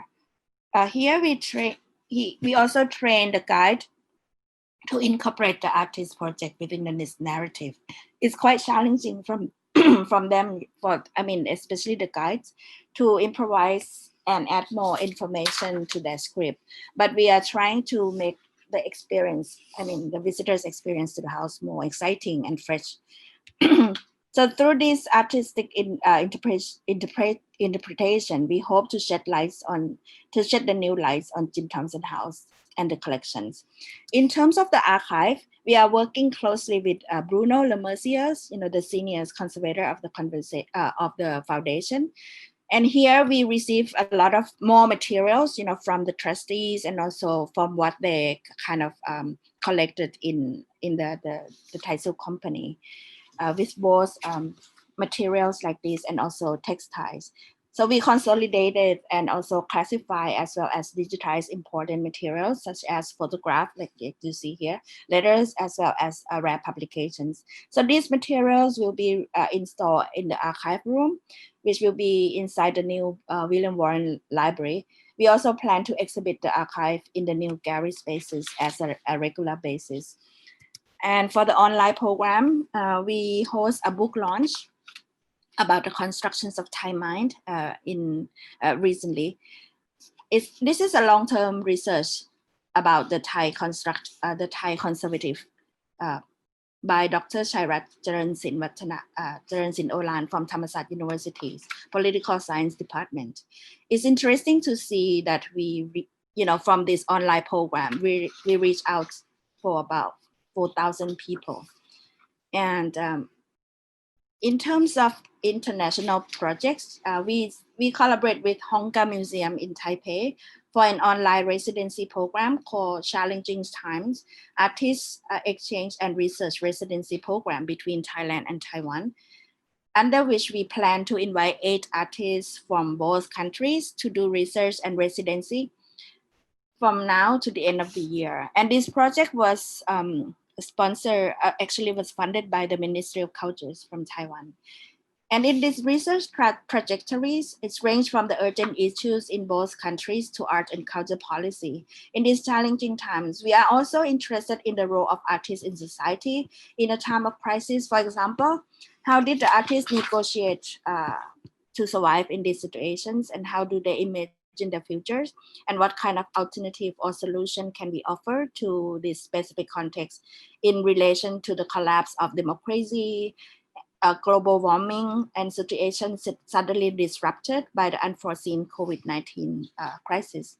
And on the personal level, I joined the Alternative Art School and started by Nado Thompson, the former artistic directors of Creative Times. As a founding faculty members of the online Global Art School, I teach an alternative art histories class using Thailand and Southeast Asia as the departure points to discuss non-Western art history. And another future project is the collaborative exhibitions between MyEM from Chiang Mai and Singapore Art Museum, Gallery Nationals from Indonesia, and Hamburger Bahnhof in Berlin. and we are going to do the exhibitions next year for from 2020 to 2021 to 22. And my role is a guest curator for MyEM, but we might do some programs in Bangkok as well. This project was initiated by the Goethe Regional Office to explore the collections of these 4 museums, focusing on multiple narratives, especially the counter and the untold versions, and the performance arts from colonial period through Cold War and to present. The subtitle is Embodied Histories and Entangled Memories. So these are the examples of our programs as we try to deal with these challenging times. Like everybody, we still don't know what's going to happen in the futures, and we don't know how long the COVID will last. And for us in Thailand, it's not only COVID, but we have to fight the problem. So with so many problems, which is quite complicated by the economy as well as the political unrest. I guess we just have to be on high alert and more flexible. Thank you. Hi, Gritia. Thank you so much for that talk. I think it was very interesting to see between you and Zoe how different the approach was and the need to localize our response to the needs of our spaces and the reality of the spaces. Like in the case of Zoe, she was directing it to artists. In your case, you're directing it to your local audience, which you had not been really concentrating on because of the tourism industry. And I can assume that sort of required a different mindset. And from what I've seen, it's really exciting how you're trying to engage the local. I mean, PARS, I think, is a great idea, and how you got everybody to cooperate is very admirable. I think what we'll do now is there are some questions that have come up, and some of them are addressed to both of you. So, I think we can depend who wants to go first. So the first question is, hello, Gritia and Zoe, thank you for your inspiring presentation. It's no name who said this. Okay, it feels so long ago, but I also attended a CMAM rapid response webinar featuring the 2 of you a few months ago, incidentally with Suhanya moderating the session. This is great. The idea of collaboration was strongly expressed in both of your presentations. And I would just like to ask if this is something that has been front and center in your organization's programming even before COVID, or is this something that emerged out of necessity because of COVID?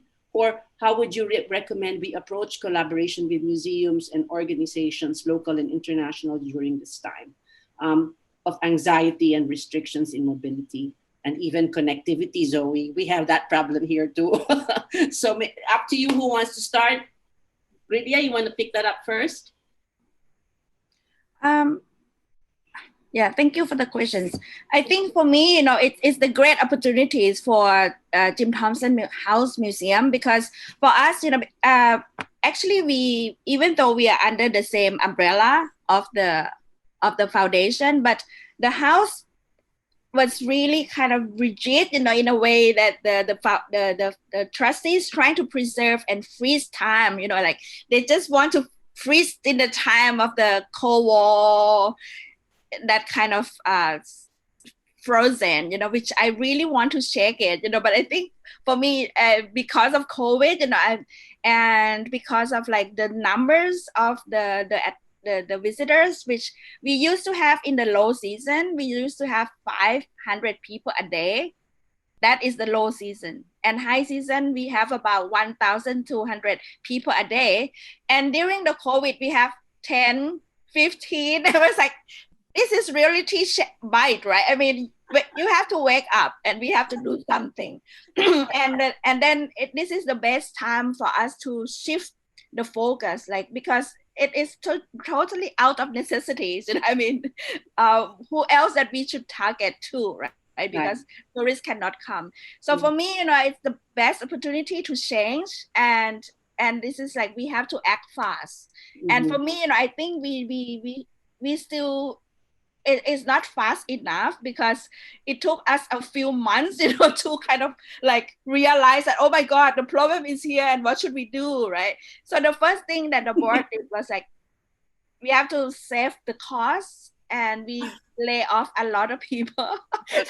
I don't think this is a good idea, but they have to do it like financially. I know that it's not feasible at all. But for me, I just wanted to kind of create this momentum, within the communities, that it's not only us. That's why I call up everyone, like, do you guys have a problem? Because especially in Bangkok Arts and Culture Center, they don't have a problem with the visitors, even though normally they have about 5,000 people a day. During COVID, they have like a little less, which is about 2,000, 3,000 people a day, which is still a lot, right? But the problem that I saw from BACC is they did not collect the admission fees. So it means that they are not so worried about the money, even though they still have the budget problem, But for us, we have to do double, because the people have to pay the fees to see the house, right? So how can we generate the new kind of the content within the house? Because the collections, I mean, if someone a lot of people came to Jim Thompson house already, and why do they have to come back again? So with the old contents, right? So this is a challenge, and I think we really need the fresh eye from the artist, to do something with the house. And the board, they just have to open the doors to us, and to the artists. Right. Yeah. Thank you. Zoe, speaking of artists, I think in response to add to what Vidya was saying and what you're doing in your specific world, in your specific reality in Vietnam, and this whole issue of coming together in the programming related to what your webinar was a few months ago. To answer the question about the role of collaboration, it is central to my own curatorial practice and has been centered to the factory since it began. The reason for that is, in my mind, it is harder to knock down a very dense social network than it is to knock down a single one. Right? So when you live in a highly censored environment, if someone's going to say no, then they need to understand they're saying no to a whole group, a whole landscape, a whole network. It's not just one person. So for me, it is incredibly important that you create partnerships, and that is local and international. For us in Vietnam, we have a particular kind of cultural and political landscape, but it is one where strength comes from being recognized. So if international bodies give you recognition for your work, and you have international travelers who are Vietnamese, who go to, say, Jim Thompson, or they go to see the Metropolitan Manila Museum, or they go to the MoMA in New York, and they understand these institutions matter. So therefore, locally, we need to be careful about what our attitude is to them, because the factory is mattering to them. Right. So that also seems to be a productive strategy for us also within the educational realm. Many of our partners right now are with the educational sector: Ho Chi Minh City Fine Arts University, Fulbright University, Oxford University, and we're about to do some things with the University of Chicago. So these are all very important knowledge hubs, but then as you can see from pollination, we also work indeed with my EM, as you can see from the presentation. That is all crucial to also empowering the artist. Making the artist aware that what they think and make is cared for, not just by their little people in Saigon, as much as they want their local to recognize, but the broader world is also cared for.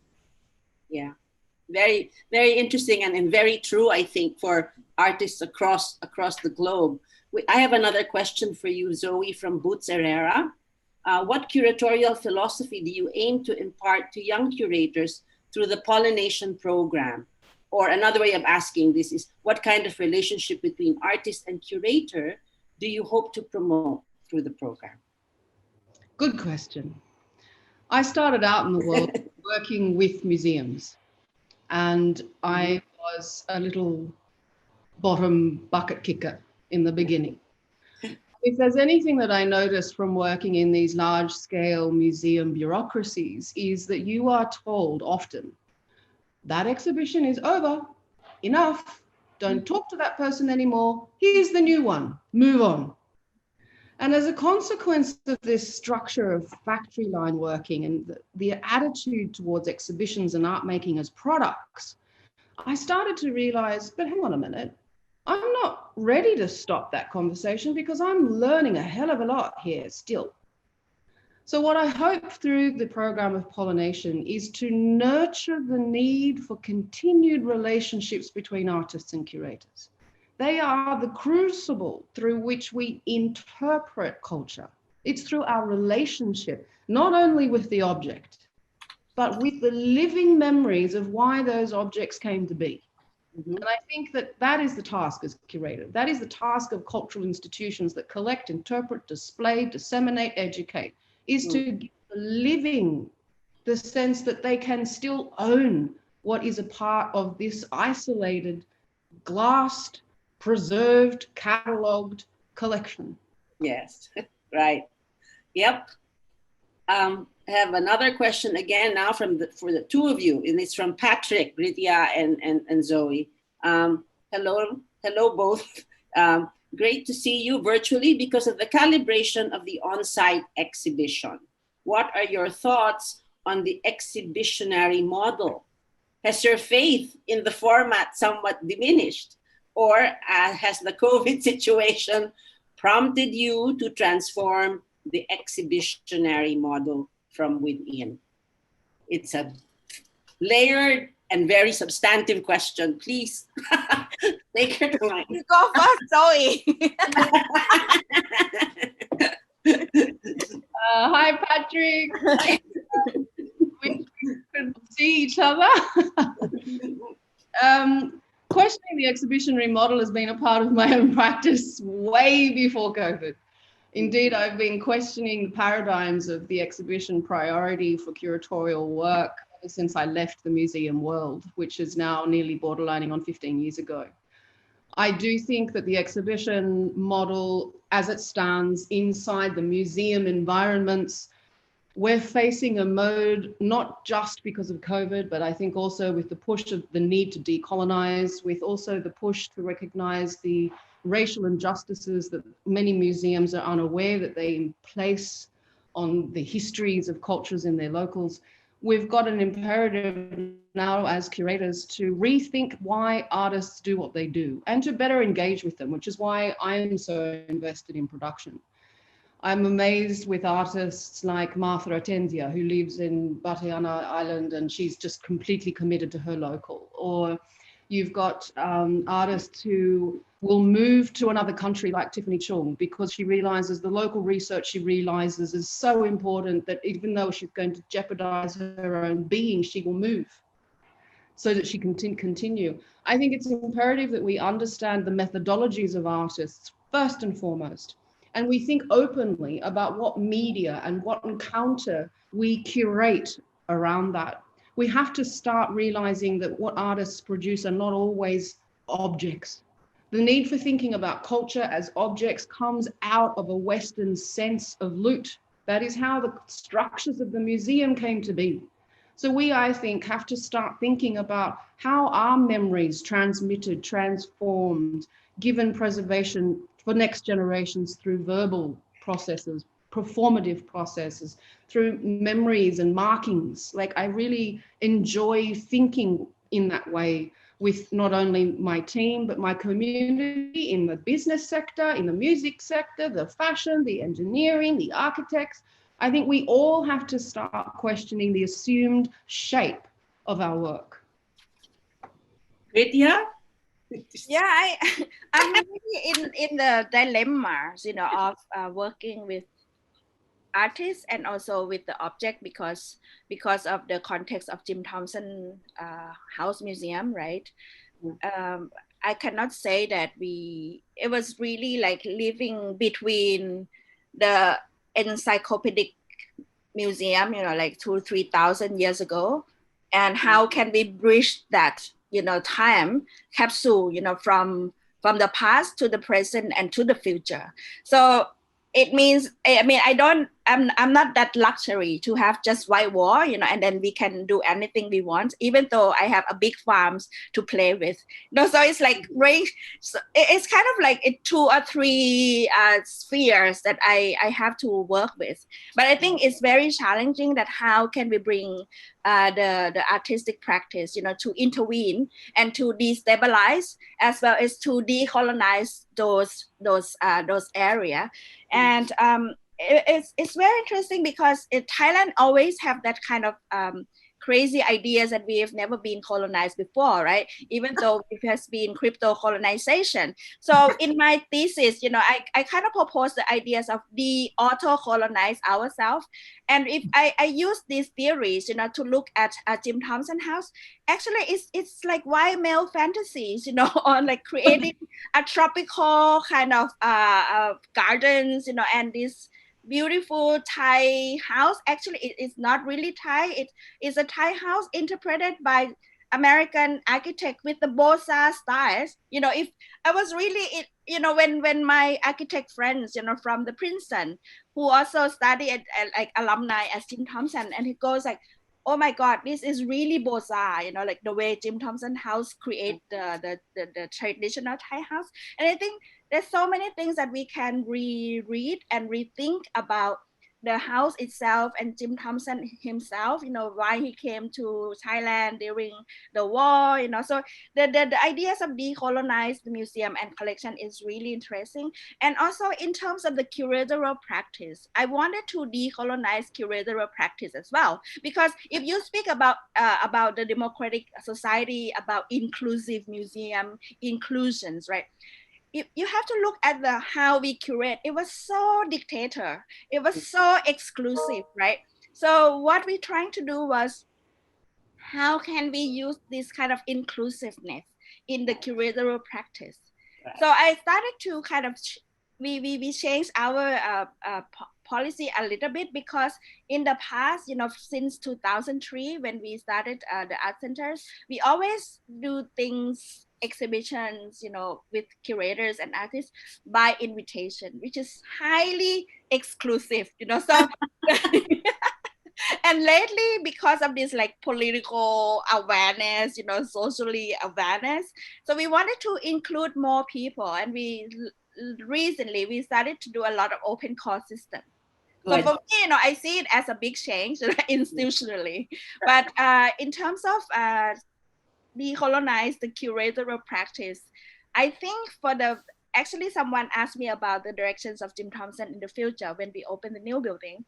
Before COVID, we wanted to do a show with the Amazon and Africa. So I kind of reenact the history by commission the Portuguese curator to do something for us. But the problem of the COVID, and the exhibition is very expensive. So I proposed my board that I would like to do open call system, for the first show, that I really want to generate the ideas of the sense of belongings, to the space. And if you see that there was a rise of like a political awareness, like everyone's trying to kind of like engage in the ideas of inclusive, and democratic, in not only the streets, but in every level, in the society. Yeah. Thank you. Decolonizing our exhibition practice, Patrick, I think that in a nutshell answered your question. No? So our next question comes from Randall Urbano. This is for you, Zoe. How is the situation for other independent art spaces and art collectives, which mainly rely on international collaborations, knowing that, say, Vietnam is currently in a cocoon? Did they respond by working back with or to their local communities, or have shifted their programming to online as well? This is other independent art spaces that you know of. Actually, in Vietnam, most of the independent art spaces are independent and not relying on international funds. Good for them. Most of the independent gatherings of artists are tremendously inspiring for the way that they rely on their own mechanisms. Occasionally, they'll take money from Alliance Française or the British Council to do a project here or a project there, but their continued existence is not relying on any international body. Indeed, because our internet is so unreliable, I always get so scared when I'm doing these Zooms. It's like,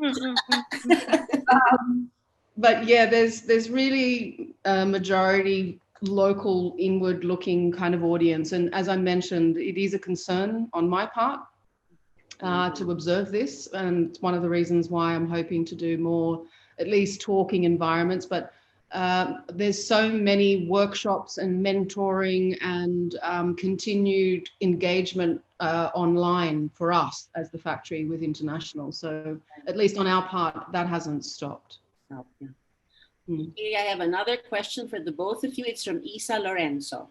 Again, thank you to the speakers, and so inspiring to see what Zoe has done at the factory, and so exciting to see, Lydia, what you're doing at the Jim Thompson Center, and it's taking shape. Where are the future gaps that you need filled in your local art environments? How do you balance between the gaps and your personal interests? Go, Jeb. That's really, the gap is so wide, you know. I mean, it was really difficult to but I think I mean, I've been working with Jim Thompson for so long, and people kind of like see me as part of the brand. Actually, we are not the brand as the Thai Silk Company, you know, but please be aware that we are totally different entities from the Jim Thompson Silk Company and the art centers and the foundation. But I think, I mean, it was really struggling between the past and the future. You know, we are trying our best as the art centers, trying to bring the Jim Thompson House Museum to at least at the door of the 21st century. So this is my mission.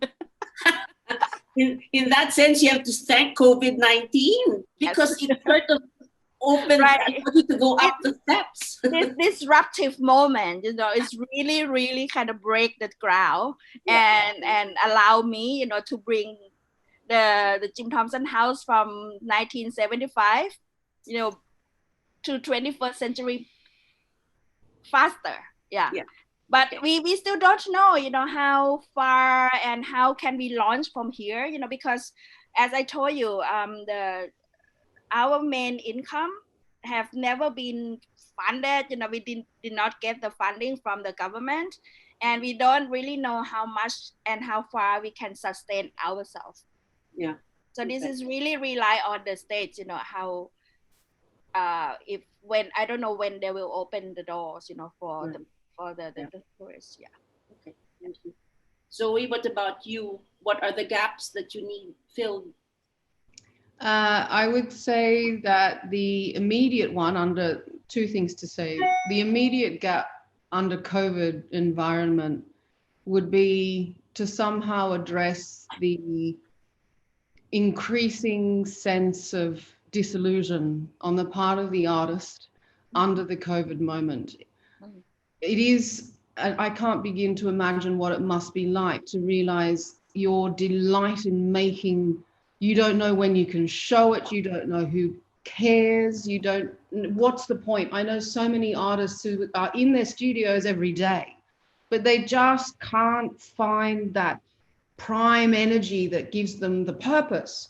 So that's a significant issue for me. How can I, as a director of an institution, generate motivation?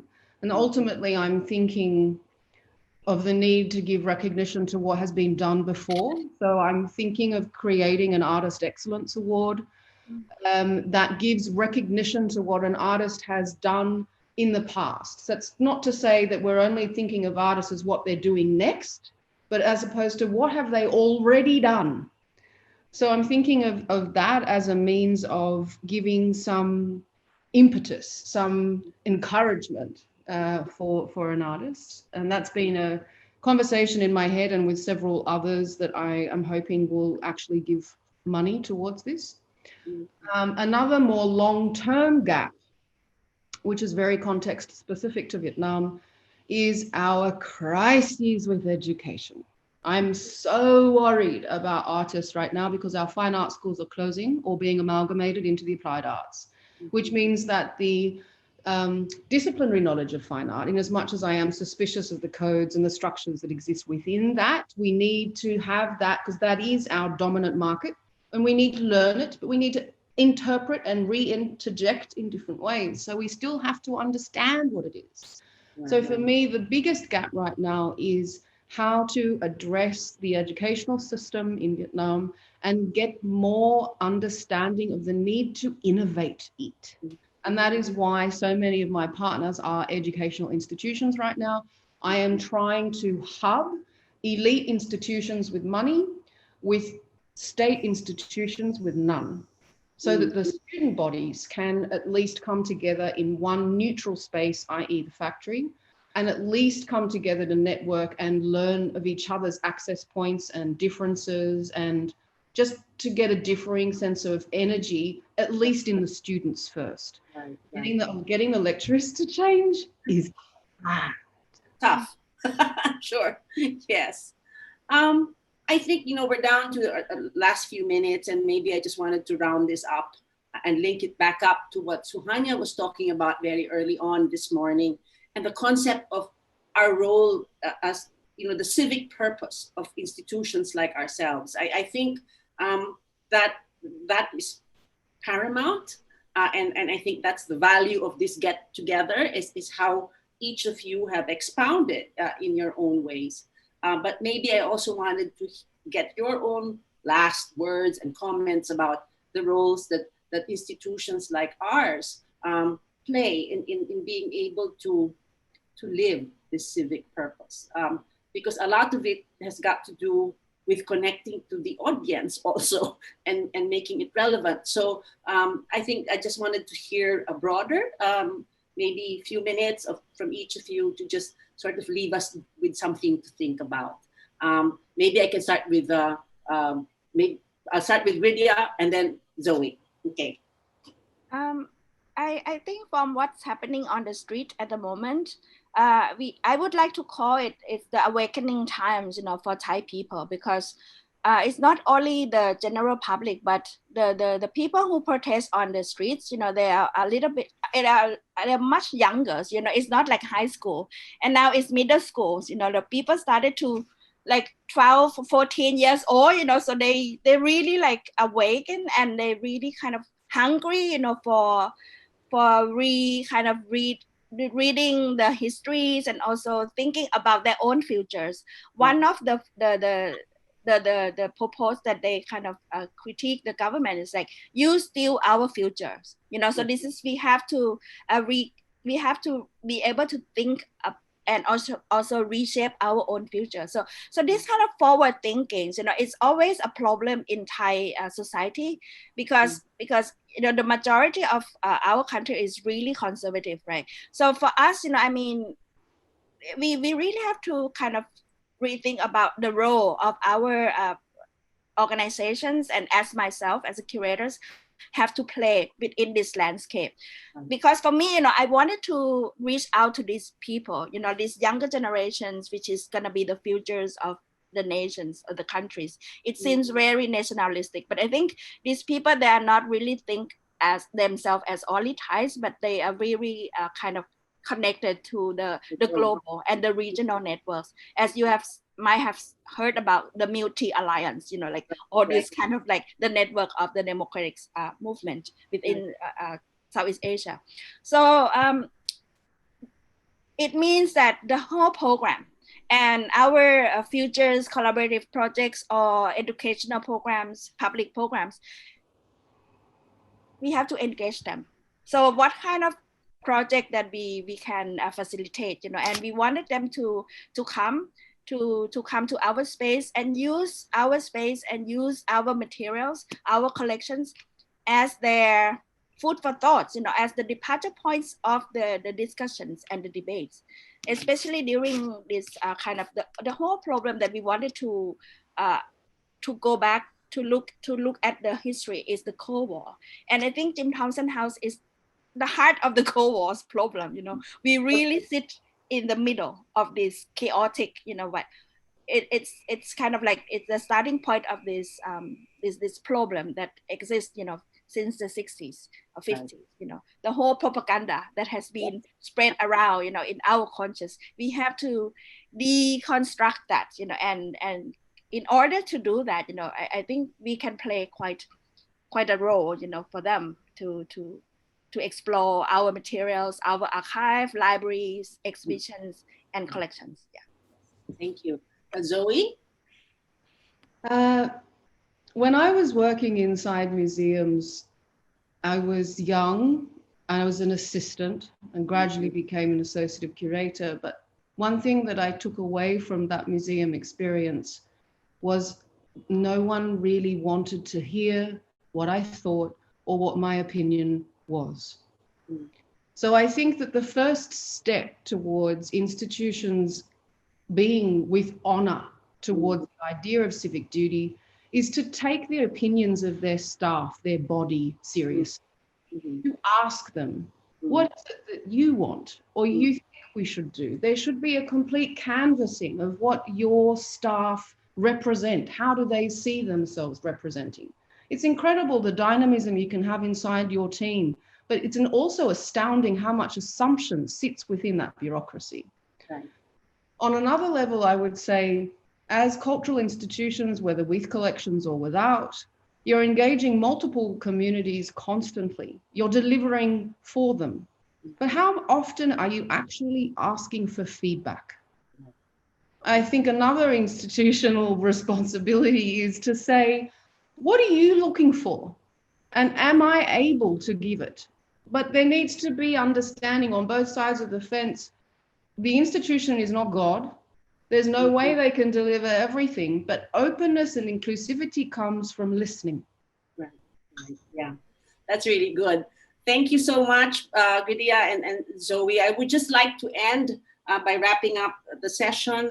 I think what's really interesting about today's talk was this whole concept, as I mentioned, we brought it back to Suhanya's point about civic purpose, the way each of you have dealt with your specific realities, but still within that context, whether in various forms, but it was to be relevant and meaningful to the audiences that you were addressing.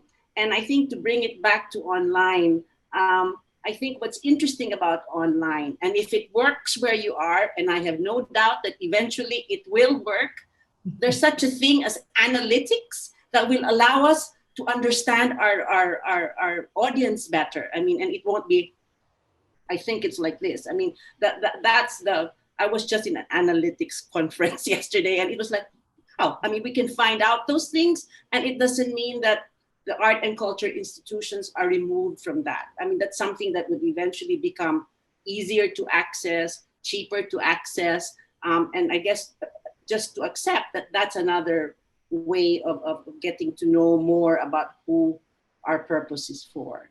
And so thank you again very much for your inputs. It was fun. I loved listening to everybody's stories, and it was mind-blowing. So thank you very much. And now I turn you back to the Met team. Thank you, Met team.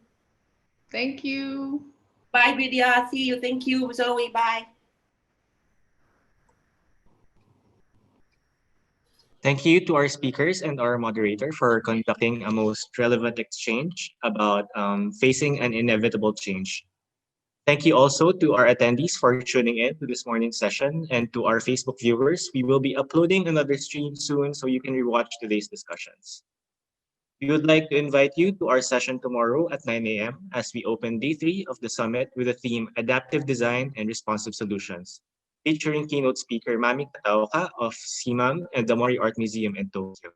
We will also have panelists Aaron Sito from Museum Macan in Jakarta, Elizabeth Thomas of the Museum of Modern Art in New York, and Isabel Olbes of Museo del Greco in Toledo, Spain.